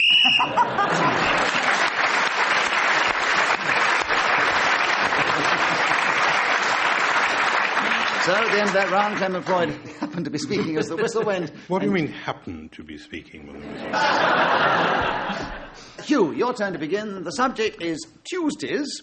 Will you tell us something about that in just a minute, starting now? Of all the days of the week, namely Monday, Tuesday, Wednesday, Thursday, Friday, Saturday and Sunday, my favourite... Kit, you've challenged. Sunday's a weekend. It's still a day of the Day week. of the week. Oh, is it? Yes, yes.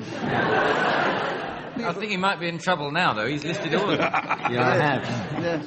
An incorrect challenge. 53 seconds are left for Tuesday, starting now. My favourite is surely Tuesdays, for it is on Tuesdays that the dustbin men come. Oh, what a sad and pathetic life he leads, I hear you cry, but no one can know the excitement which is induced by the arrival of the garbage collectors. Tony Hawk's challenge. There's no such word as arrival. No, I think that's fair. 40 seconds for you, Tony, on Tuesday, starting now. There is a nightclub in Manchester called Saturdays, and one called Fridays somewhere else, but I've never seen one called Tuesdays.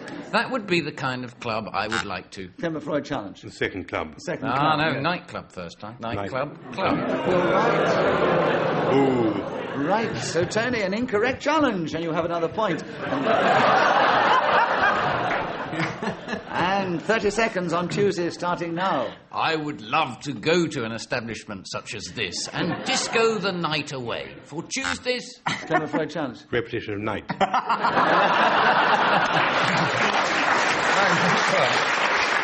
Same thing, it was part of nightclub last time. But surely nightclub is either hyphenated or one word. It's not 2 words, is it? Exactly. So I'm all right. I think so, yeah. Tony, you continue with 25 seconds on Tuesday, starting now. On Tuesdays, Clement Freud comes round to my house and picks up on everything I say. He's got a little buzzer there which he presses just by the cooker. And then what happens is I argue with him over and again. Kit challenge. Hesitation. Yes, you hesitated. Well, yeah, So well, you yeah. laughed at your own brilliance, and then you... So, Kit, you've got in with 9 seconds only. Well done. Tuesday, starting now. John Wilmot, the 2nd Earl of Rochester, described his Tuesdays thus: I rise at 11, I dine about 2, I'm drunk before 7, the next thing I do, Oh,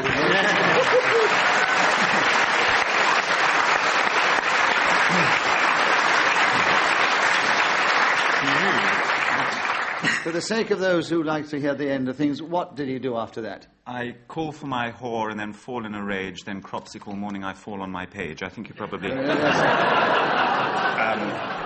Perhaps left this is that well one the whistle at did shut go in. when it went. Yes. Well, Kit, you were speaking as the whistle went. Gained an extra point, of course, for doing so. And you've taken the lead at the end of that round. But only 1 ahead of you, Dennis, and 2 ahead of Clement Freud and Tony Hawks.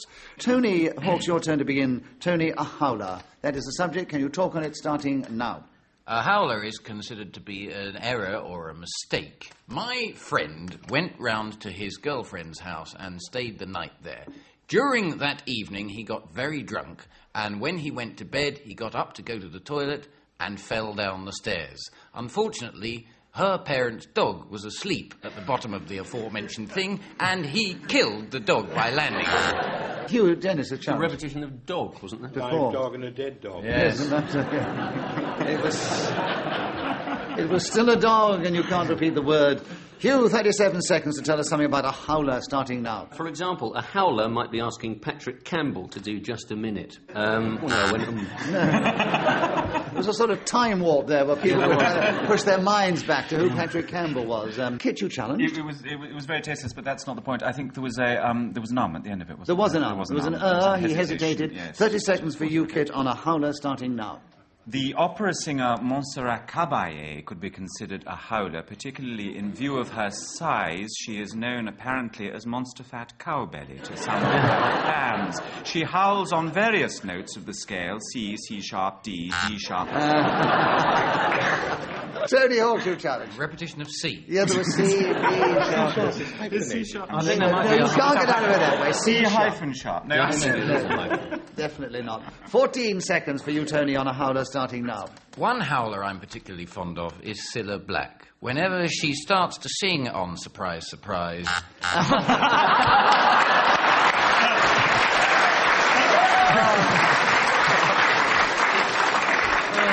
It's a tough game, isn't it? Right. Clement, you got in with 7 seconds on a howler starting now. When Norwich City called in John Stalker to impose the shoot-to-miss policy...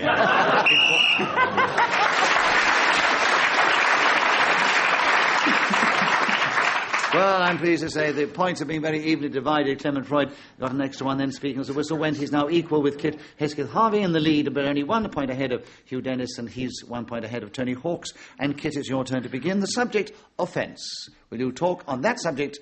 60 seconds, starting now. Offence is either something you can give or take, or in the third instance, sit on. If in that case, I would not recommend one sitting on an electric fence or a barbed wire fence. Perhaps... Tony Hawk's challenge. Repetition of fence. But we've just established if it's part of the word... No, could repeat not at all. Offence, you can't say that fence is a... That's just letters that are made up in it. Otherwise, I could repeat the word fen, No, the I word was saying off, you could...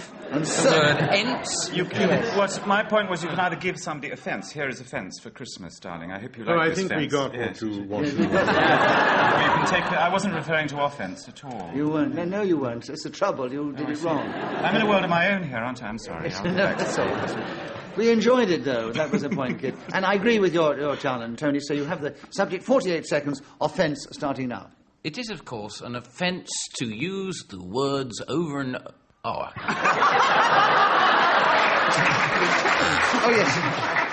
No one's challenged me, I'll keep going. No. A long time before they did. Kit, you got in first, after a long pause. 40 seconds. Offence, Kit, starting now. When John Stalker involved Norwich City in his shoot-to-miss policy, he created...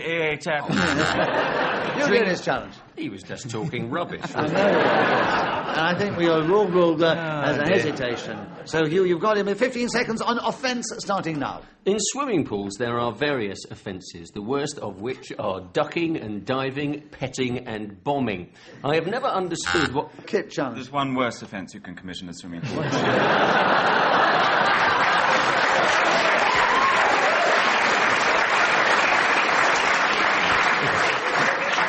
I should give it to him. I know, no, I won't give it to him. What I will give him is a bonus point, because we love the comment. It wasn't an official challenge, but that's an extra bonus point. But Hugh keeps the subject, and he carries on with 7 seconds on offence, starting now.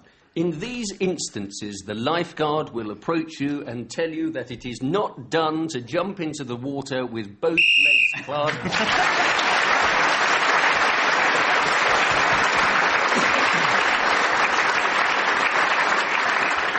Hugh, it's your turn to begin. The subject, gherkin. Can you tell us something about a gherkin in just a minute, starting now? A gherkin is a small pickled cucumber, otherwise known as dill pickle. It is much beloved of comedians because it sounds slightly rude. For example, one can say, "Oh, what a big gherkin." There are various other fruits and vegetables of which this is the case. Melons, for example, plums, oranges. No, they do not come into this category. Tony. It's not just me talking the rubbish there. I think hesitation. Yes, 36 seconds starting now. Gherking is something I've never been very good at. Hugh Dennis challenge. What is gherking? I think he was about to tell us. Yes. Oh, right, I was saying. Right. So he gets a point for being interrupted in 34 seconds. Gherkin starting now. To gherk is something I've never had the privilege to do. Gherkin, I assume, is the Cockney expression for doing this. My friend, Mr. Andrews at school, used to call me a gherkin as a way of insulting me. In front of the class, he'd say, "Hawks." Clement Freud challenge. How was he your friend if he insulted you? I had a particularly rough time at school. I had to take what I could get.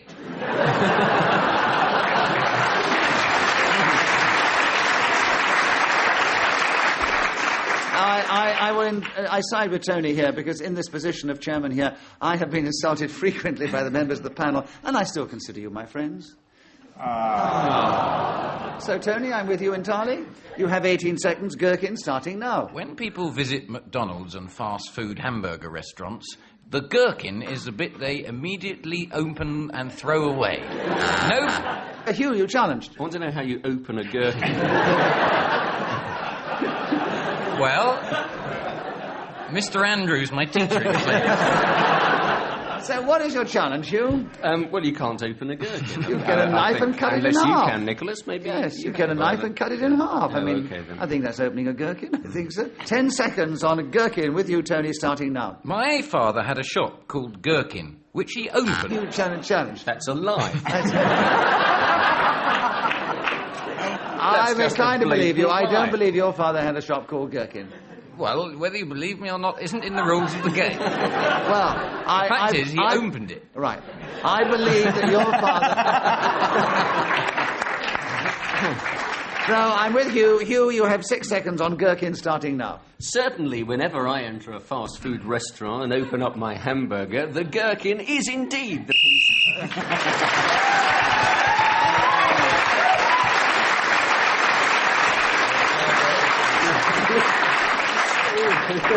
So Tony Hawk's got a lot of points in the round, but Hugh Dennis got one for speaking as the whistle went. Tony Hawk's, your turn to begin. The subject, Edgar Degas. Can you tell us something about him? Just a minute, starting now. Edgar Degas is a well-known impressionist, although I saw him do an impression of Tommy Cooper and Edward Heath, and it bore no resemblance whatsoever. He was also notorious for hanging around with Monet, Manet, Matisse, and any painter whose name began with M. Hugh, you've challenged, yes. Isn't there a repetition of painter? Oh, no, it was artist first time. It was artist, that's right, yes. You see, now I understand. Now you understand. But because you challenge, you interrupt, you stop the flow, and he gets a point for being interrupted, and he continues with 42 seconds on Edgar Degas, starting now. He used to abbreviate people's surnames. Pissarro.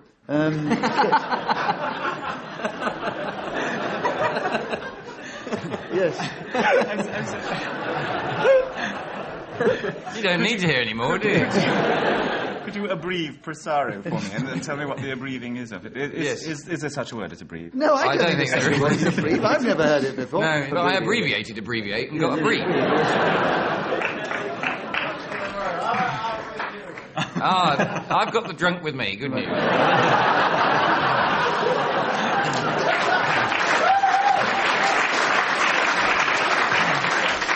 I hesitated for a moment because I wondered if there was an old Norfolk word or something. That, the only Norfolk words we know are, it's the quiz of the week.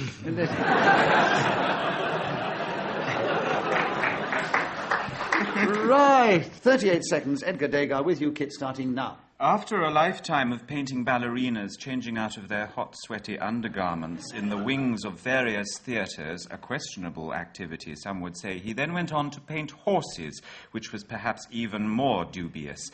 His later years were enlivened by an affair with the trapeze artist turned painter Suzanne Valadon, who subsequently went on to enjoy liaisons with Rodin and Toulouse-Lautrec. She must have been something of an acrobat. Edgar Degas was a marvellous painter. Oh,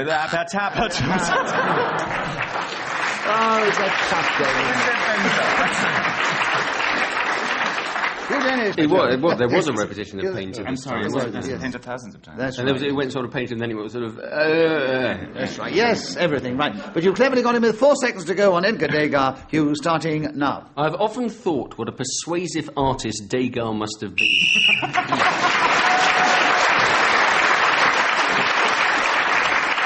Hugh Dennis, focus of whistle, got an extra point. He's 1 point behind our leader, Tony Hawkes.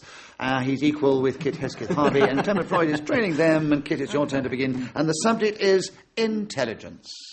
Specially chosen, I've no doubt. Will you speak on the subject starting now? Well, what with the collapse of the Berlin Wall and everything, and the cessation of hostilities between NATO and the Soviet bloc, there has been little need of late of any intelligence. Paradoxically, the first time that a woman starts heading the intelligence service in Britain, there is nothing to be intelligent about. However, this is not a situation which I relish. Oh no, I miss Ian Fleming and his lovely stories about Bond. James and the same surname followed that particular introduction. Intelligence is not something I'm feeling particularly equipped with at the moment, owing to the lateness of the hour and the inclemency of the weather. However, intelligence is generally rated to be in dolphins and in pigs and in human beings. Clement Freud, Three and-ins. 3 and-ins. Yes, I'm sorry. Maybe 3 and you might have got away with, but 3 and-ins winner. Clement, 13 seconds for you to tell us something about intelligence starting now. Intelligence entails being that much more intelligent than the other person. I have a friend with whom I went to school who has a toaster which he put sideways underneath his television set so that people thought he had a video.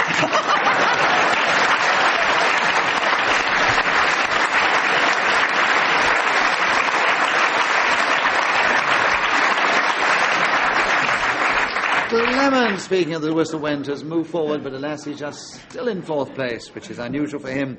And Hugh, it's your turn to begin. We're going to go from intelligence to ignorance. So, Hugh, will you tell us something about... I don't know why you got ignorance and he had intelligence, but anyway, will you try and talk on the subject starting now? I was once on a British rail train that stopped suddenly between stations. We stayed there for about 10 minutes before the guard announced over the tannoy, "We apologise for the wait, which was due to a delay." This strikes me as a prime example of ignorance. They say that ignorance is bliss. I certainly didn't think that as I was doing my physics A-level, struggling with what on earth kinetic theory was, or momentum, or... Clement Freud challenge. I think hesitation. Hesitation, you would think correctly. That was the word. 30 seconds. Ignorance, Clement, starting now. I knew a man who was so ignorant that he bought a toaster and put it sideways under a television set in order that people would believe that he had a video, when it was quite clear that no film or cassette would be able to be pushed into that machine and present anything like a picture that could be enjoyed of an evening or even in the afternoon. Ignorance is a many-faceted...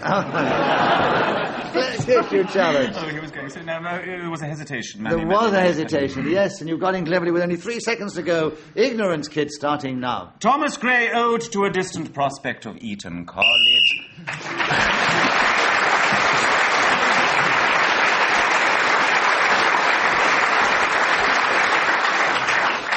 Right. Yes, we're coming into the last round now, so let me give you the scores. We approach it. It's very close. Kit Hesketh-Harvey, first-time player of the game, is in the lead. Only 1 point ahead of Tony Hawkes, only 1 point ahead of Hugh Dennis, and only 1 point ahead of Clement Freud. Clement, it's your turn to begin. The subject is damn. You can take it any way you wish, Clement, starting now. One of my very favourite films is The Dam Busters.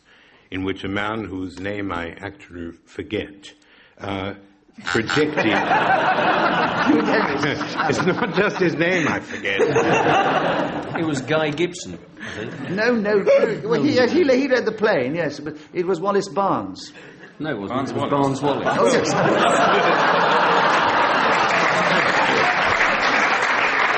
Can I go on now? No, because you. What is your challenge, Hugh? I think it was just that. I just wanted to point out. Yes, get it together, Parsons Nicholas, will you? I thought you had him for hesitation. No, I don't... Oh, right. Oh, No. fine. All right, Clement, you have up on the point. 52 seconds on Dam, starting now. If England goalkeepers would only watch that movie and do what the gate man in Holland did and catch the bombs as they came, as many of you will have seen on an advertisement for a lager whose name actually escapes me. Tony Hawks. Well, he's just stopped now, hasn't he? I think... said it had escaped him. Yeah, So, I'll go for hesitation. You've gone the right way. 33 seconds for you on Dam, starting now. Damn is an expletive which people often use when they lose their temper. For example, they might stub their toe on the corner of the bed and then go, damn! I wish I hadn't done that. Sometimes they might get even more angry than that and say another expletive with it. Clement Freud, son. 2 expletives. 2 expletives. Yes, Yes. right. So, Clement, you have Dan back. And 15 seconds starting now. Bum is another word.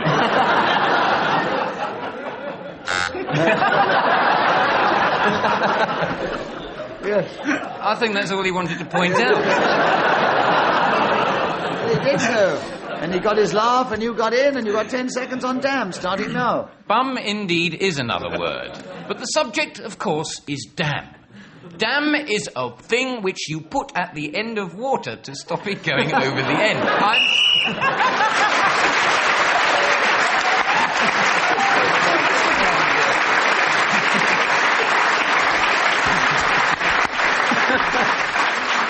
That was the last round, and I will just give you the final scores. This week, it is very, very close. There's hardly a point between any of them. Clement Freud and Hugh Dennis were in third place, equal, just 2 points behind Kit Hesketh Harvey, who hadn't played at the game before. But he was only 2 points behind our winner, because Tony Hawks had most points. He came with a flourish at the end with his dams, and he's damned the others to be our victor this week. Tony Hawks!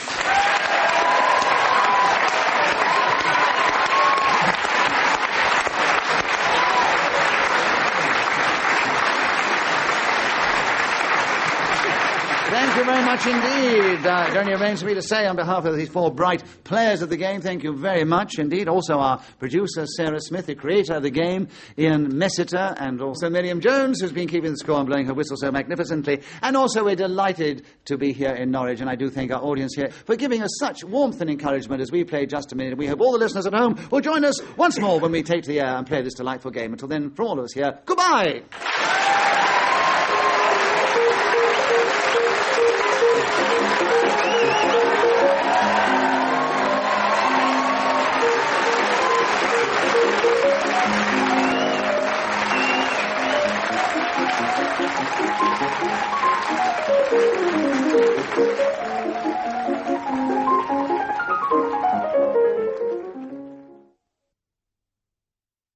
Welcome to Just a Minute.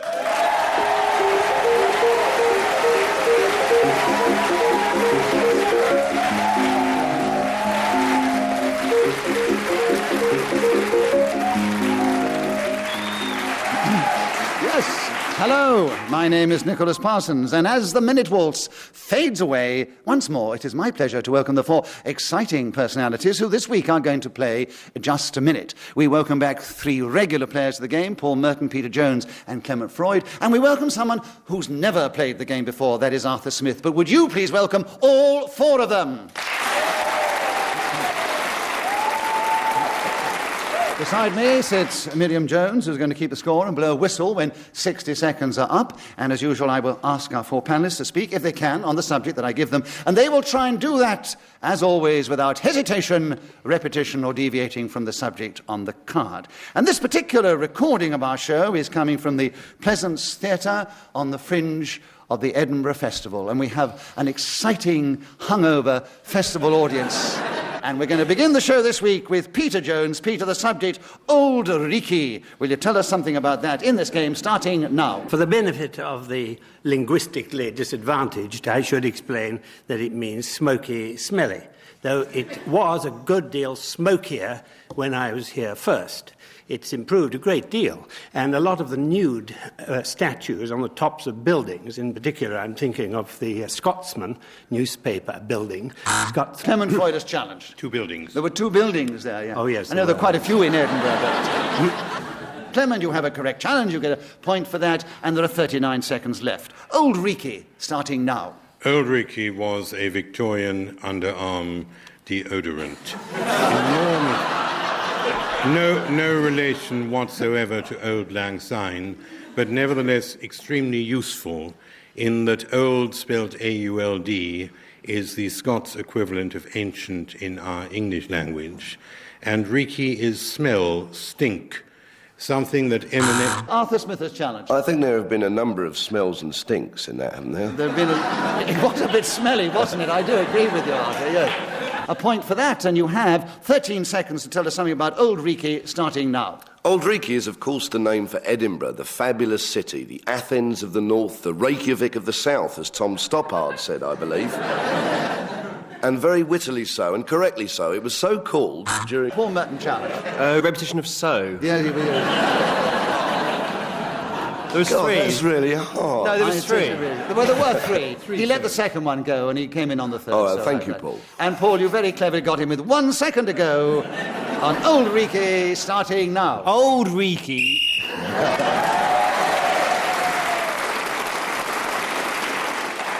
Whoever is speaking when the whistle blows gains an extra point, and it was Paul Merton, so Paul has a lead at the end of the round.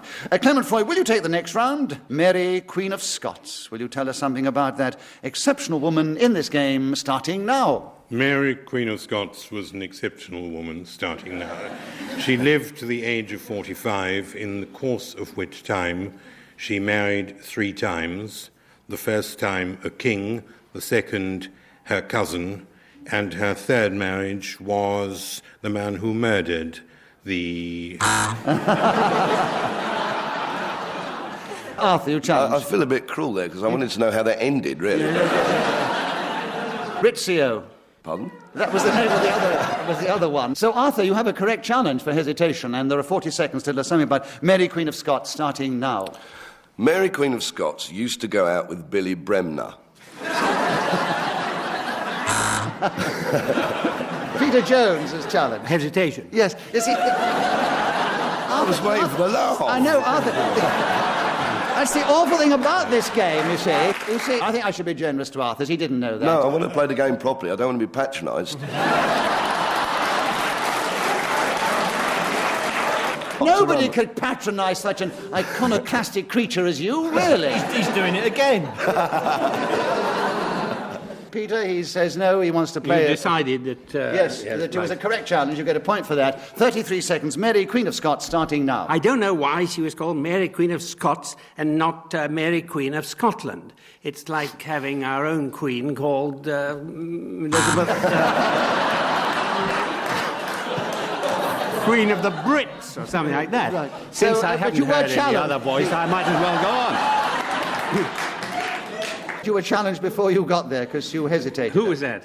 Your man sitting next to you. Oh, I Paul see. Merton. You did? Yeah. Oh, God, I thought we had an arrangement. So, Paul, a point to you, 24 seconds to tell us something about Mary, Queen of Scots, starting now. She was notorious when she went out with Billy Bremner for winking at the rest of the defenders. There was Jackie Charlton, Norman Hunter spent a weekend with her, marvellously 2-day filled sex... Oh, no.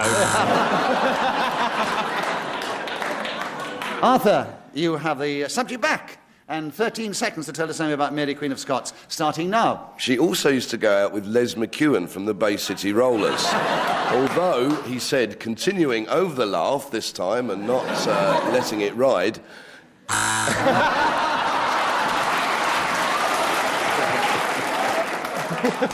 It's a tough game, Arthur. Peter, you challenge first. Deviation. Well, he was talking about getting the laugh. Yeah, that's right. It's a better challenge than a hesitation. Right, Peter, 2 seconds on Mary, Queen of Scots, starting now. I'm trying to think of a way of getting Billy Bremner's name into it.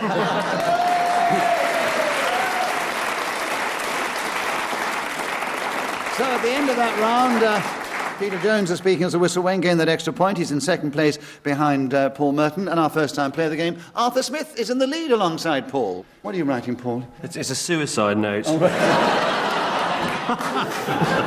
What you've got to do is just sign it at the bottom of the page.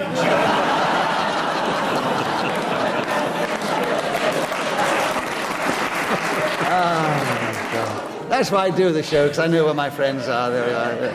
Paul, your turn to begin. The big time is the subject. 60 seconds starting now. You know you've hit the big time when you find yourself in a radio show sitting next to Nicholas Parsons. This man is truly a giant amongst men. His pinnacle career... Clement got in with 47 seconds on the big time. Clement, starting now.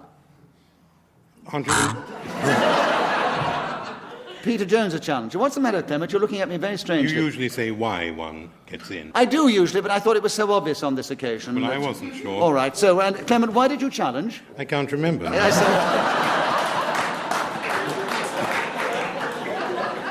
And as you couldn't remember, and you couldn't obviously remember the subject, Peter did get in. So, Peter, you got the big time, 45 seconds, starting now. I'm trying to remember that big film star with whom someone had an affair, and she told him that at last he'd made the big time. Clement Freud challenged. Hesitation, yes, Clement. 37 seconds to tell us something about the big time, starting now. I think Peter Jones has truly made the big time. Never have I known anyone more carefully brilliant, more adept at... Arthur? Hesitation, No. deviation, And everything. repetition of more. And repetition. He did the whole lot there, I felt. Although far be it from me, Clement. Repetition of more, 28 seconds on the big time with you, Arthur, starting now. The big time is what the Bay City Rollers reached in 1976, at the period when Les McEwen was going out with Mary Queen of Scots. But the big time, I've repeated it. No, listen, I'm not going to charge on that because you don't know. You are allowed to repeat the subject on the card. Yeah. Oh, excellent. As long as you don't do it So I won't charge any points on that, and you keep going on the big time. 16 seconds left, starting now. The big time, the big time, the big time, the big time, the big time, the big time. The big time, the big time. All right. The big time. Big time. Clement Freud challenged you on the 17th big time. Not that often. No. And to be fair to Clement, who's going to get the challenge, I did say, as long as you don't do it ad nauseam. Was I ad nauseam? I was. You are not ad nauseam. Your shirt I is. am. You don't know how. You're in a fine position to talk about what people are wearing.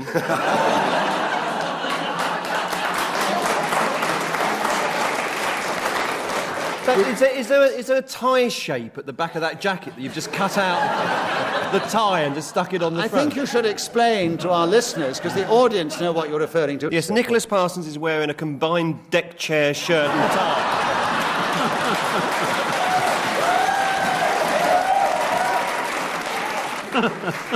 Do you charge people to sit on you for 50 pence an hour? There's a few people who'd be willing to do it for nothing, I can assure you. Clement, 7 seconds on the big time, starting now. My first experience of the big time was at a Liberal Party conference in... Paul Merton challenge. Contradiction in terms, sure.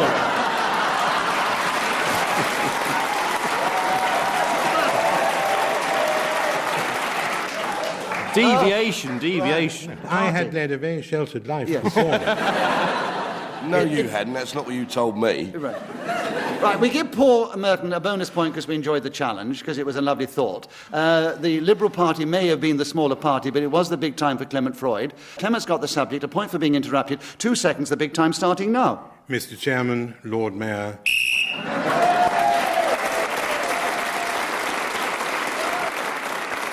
At the end of that round, Clement Freud, not only speaking as a whistle when gaining an extra point, also gained points in the round. He's now equal in the lead with Paul Merton, but they're only 1 point ahead of Arthur Smith and Peter Jones in that order. And Arthur, your turn to begin. Can I just say before I do this, what a great pleasure it is to do this show with you, Nicholas, the consummate professional. I know what the other contestants were saying about you behind your back beforehand. I don't subscribe to that. I believe you are a wonderful broadcaster with great taste in clothes. I can't give you a bonus point for sycophancy, I'm afraid. But I will give you 1 minute and the subject of a sensation starting now. I well remember in one of my West End comedies that was running when I appeared on stage wearing only a banana and a codpiece. Now, this was deemed a sensation, which is normally a word... Peter Jones' challenge. It's not clear whether it was the banana or the codpiece.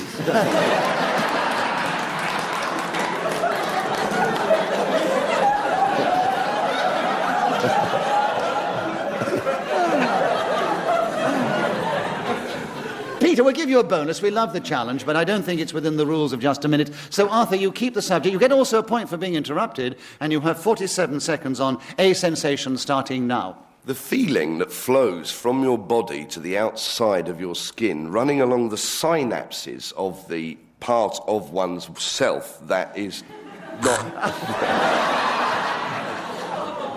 Paul, Merton, you challenge first. Hesitation, Hesitation, indeed, yes. 37 seconds, a sensation with you, Paul, starting now. In 1936, Nicholas Parsons wowed the West End crowds with his nude performance as Mary Queen of Scots. They had seen nothing like it. The night when he spends a whole weekend with I've Done It Again. And Arthur got in first. Well, it was... hesitation. He's done it again. Yes, repetition and a bit of hesitation. I think I've been hypnotised. Every time I mention Billy Bremner, I then can't finish the sentence. 24 seconds, Arthur. A sensation starting now. During the performance that Paul was talking about, Nicholas Parsons was wearing both a codpiece and a banana. The one that... A Clement Freud challenge. I thought hesitation. No, he didn't hesitate. I thought you were going to have him for repetition of the codpiece and the banana, which he has said before. Oh, but that was in an earlier bit. No, it wasn't. This was in this particular show you talked about. In this round. This round. That was yesterday, wasn't it? Surely. Oh, the rules are so arcane, I can't understand. So you have another point, because I disagree with the challenge, Arthur. You have 17 seconds, a sensation starting now. Paul Merton challenge. A repetition of codpiece and banana. Oh, you are a clever son. Paul has 16 seconds. The subject's a sensation. Paul, you start now. I was sitting in the front row and I could see that the banana hadn't been peeled properly, which some people just thought was disgusting. They said, we haven't paid good money to come and see this. Then they realised that they had indeed done that very thing. So they sat back and watched Arthur's wonderful performance that night as he... Arthur Smith challenge. Well, it was Nicholas's wonderful performance we were talking about, I'm talking about yours now. No, you talked at the beginning. No, but that was in a previous... Oh, dear I don't me. know, really. I don't know where we are now. So, Peter Jones, a challenge. What's the next subject?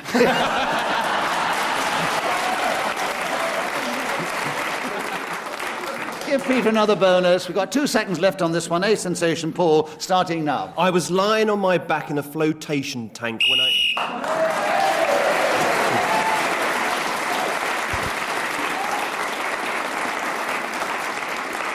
Oh, so at the end of that round, Paul Merton's taken the lead. Peter, it's your turn to begin, and the next subject is an oddball. Will you tell us something about that subject in this game, starting now? I suppose an odd ball is better than no balls at all. And if you're in that unhappy position of having... Right, there was a laugh. I understand that Peter paused there for... Yeah.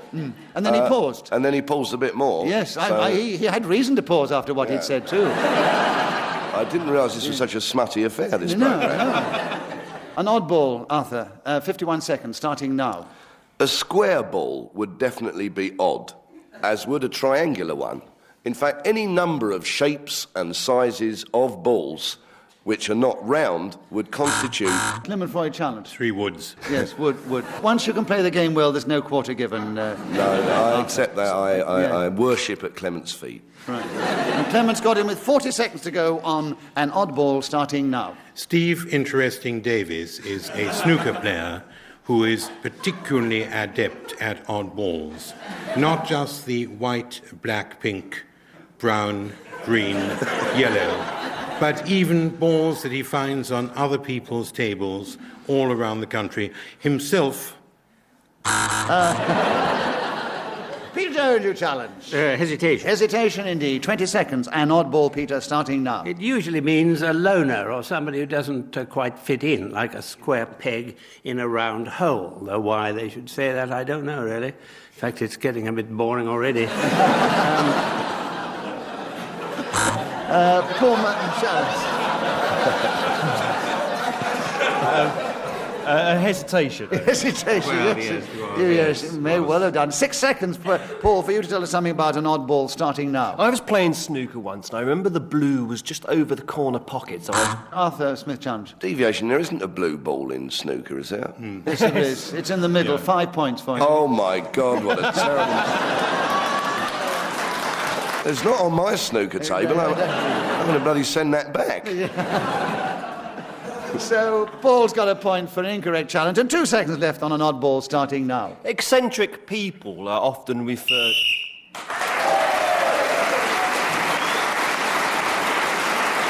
So, Paul Merton was then speaking as the whistle went, gained that extra point. He's now taken the lead. And, Clement, your turn to begin. The subject... takeaways. Will you tell us something about that subject in this game, starting now? I was in a restaurant in Dayton, Ohio, eating a rather smart hamburger with cheese sauce, when the man at the next table lit a pipe, and I summoned the head waiter and said, "Do you do takeaways?" And he said yes. I requested him to take away the man, and was told that that wasn't the sort of takeaways they do. There is in Covent Garden a restaurant called Takeaways, which I've always meant to go to because I think it's such a cunning name. It's not spelt as you would expect, but T-A-K-E, and then the second letter of the alphabet followed by the previous one, which I can't repeat again. And it's awfully good. I do recommend that everyone goes nowhere else. Russell Square. Paul Merton challenge. Well, deviation, if everyone goes nowhere else, it'll be just jammed full of 60 billion people. So what is your... Deviation, you can't suggest that everywhere... Well, actually, in just a minute, you can suggest anything you like. I mean, it may be bizarre, surreal thought, it doesn't really matter. But he hasn't even been there. He admitted that at the beginning. What kind of recommendation is this? It's not good enough for him, but we've all got to go there.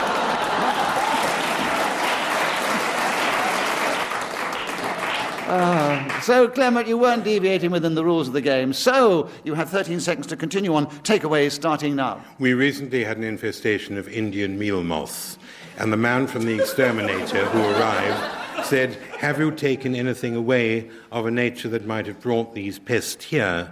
And I said, "A chicken biryani."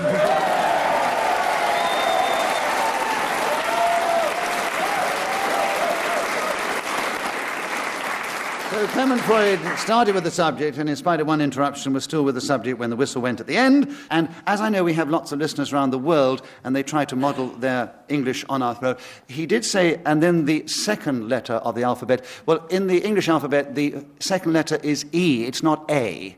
And that's what he was referring to. Because he said... Deviation. What? Well, you're talking rubbish, surely. I'm right. There's no deviation there, he always talks rubbish.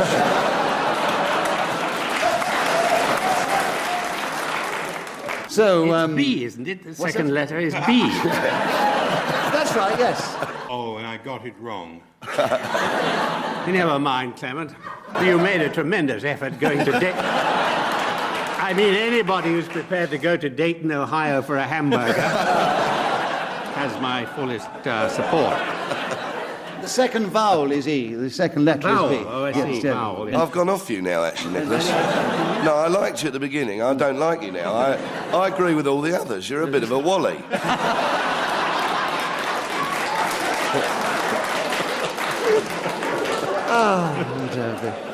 Paul, it's your turn to begin. The subject is my worst memory. And we'll have 60 seconds as usual, starting now. There I was, midnight, standing on the Forth Bridge, totally soaked, no clothes, a Scrabble board in my hand, a tennis racket in the other, and I realised I'd had too much to drink. It was an awful experience as the rain sheeted down from a black thunder sky. Clement Freud challenge. Deviation. Why? It's shat. So... he was drunk at the time, so he was probably thought of that anyway. So, Paul, I disagree with the challenge. You have 42 seconds to continue on this memory of yours, starting now. I believe in reincarnation, and this is undoubtedly the worst memory I've ever had. In 1647, when I was owing out with Mary Queen of Scots...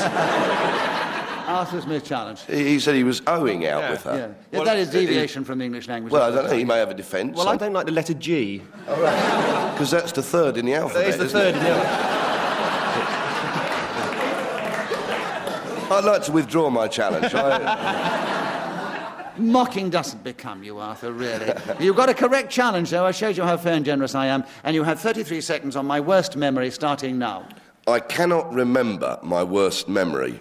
Therefore, I am unable to talk about this subject properly, and yet I will summon up some poor memories that I have had in my time. I remember once when I was going out with a woman, and she turned up one day wearing the most remarkable outfit you can imagine.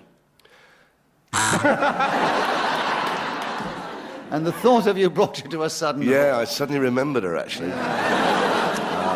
And poor Merton got in first. Oh, she was so sweet.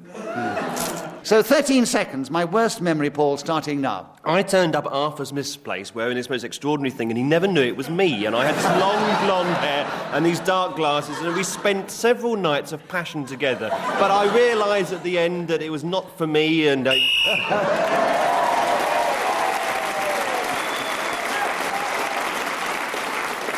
So Paul Merton was then speaking as the whistle went, gained the extra point. For doing so, he's increased his lead. Arthur, it's your turn to begin. The subject is my goodness. Will you talk us about that subject starting now?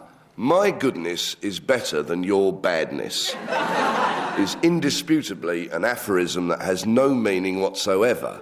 My goodness is a kind of epithet, a swear word, if you like, for people who are afraid to curse. Unlike... Clement Freud, you challenged. Hesitation. Hesitation, 44 seconds. My goodness, starting now. My goodness is famed, legion throughout this country. Cornwall, Devon, Wiltshire and Dorset are counties about which they speak nothing but well of me. Suffolk, Norfolk, Lincolnshire, Cambridgeshire, Yorkshire, Lancashire, Cumbria, Westmoreland. Go where you will, north, south. Arthur Smith challenge. I know someone in Cumbria who hates Cumbria.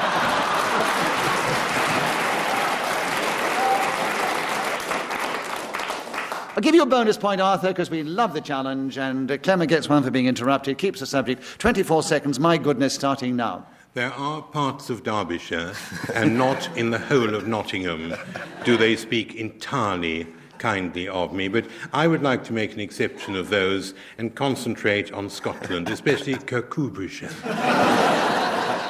Near Dundee... Paul Merton challenge. Hesitation. Hesitation, yes. Trying to ride the laugh, it failed. And... don't rub it in, will you? Right. 8 seconds on my goodness, Paul, starting now. I suppose the thing about me that people really love is the fact that I'm so open-hearted and generous with everybody that I meet.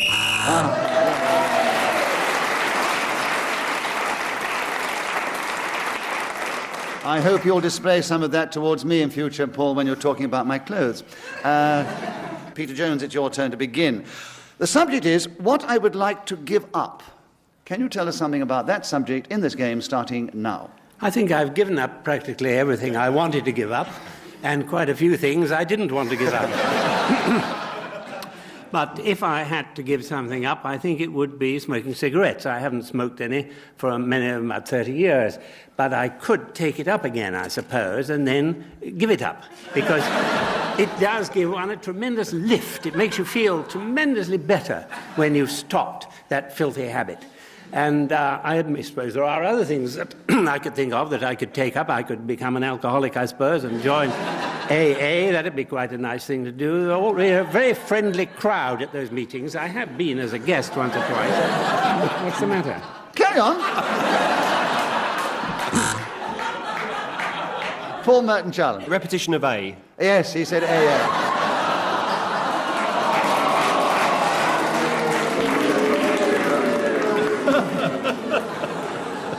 The first letter of the alphabet, by the way. Paul, you've got in with 14 seconds on what I would like to give up starting now. I would like to give up challenging Peter Jones, because obviously it's not very good for my health. Clement Freud challenged. Yes, 9 seconds for you, Clement, on what I would like to give up, starting now. I would like to give up eating fatty things like donuts, chicken, which has skin that crackles, pork.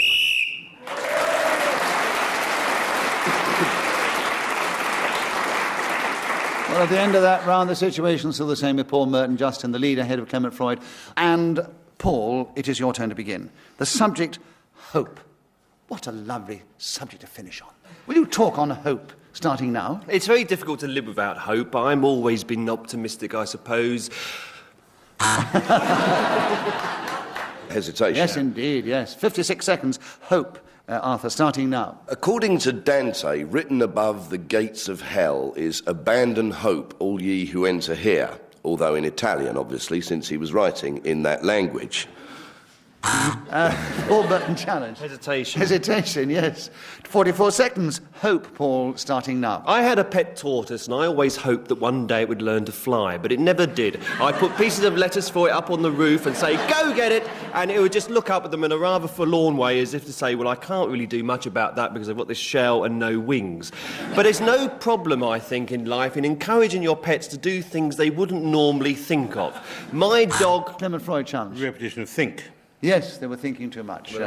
Yes. 23 seconds, Clement. Hope, starting now. The difference between a communicant and someone fawning down on the bathroom floor is the former goes up with a soul full of hope, whereas the latter comes down with a hole full of soap.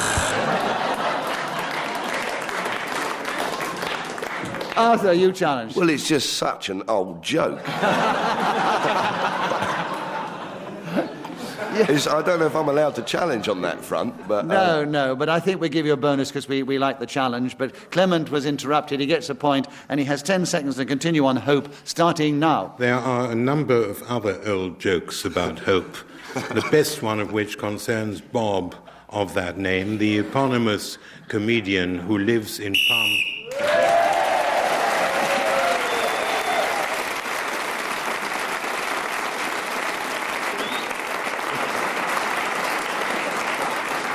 We've reached the end of the show. Peter Jones, who has played the game a few times before, he contributes a lot but doesn't get many points. Arthur Smith, who's never played the game before, contributed a great deal and has gained quite a few points. Paul Merton, who's now played the game a lot, has gained a lot of points, but he's 1 point behind Clement Freud, so we say he is the winner this week.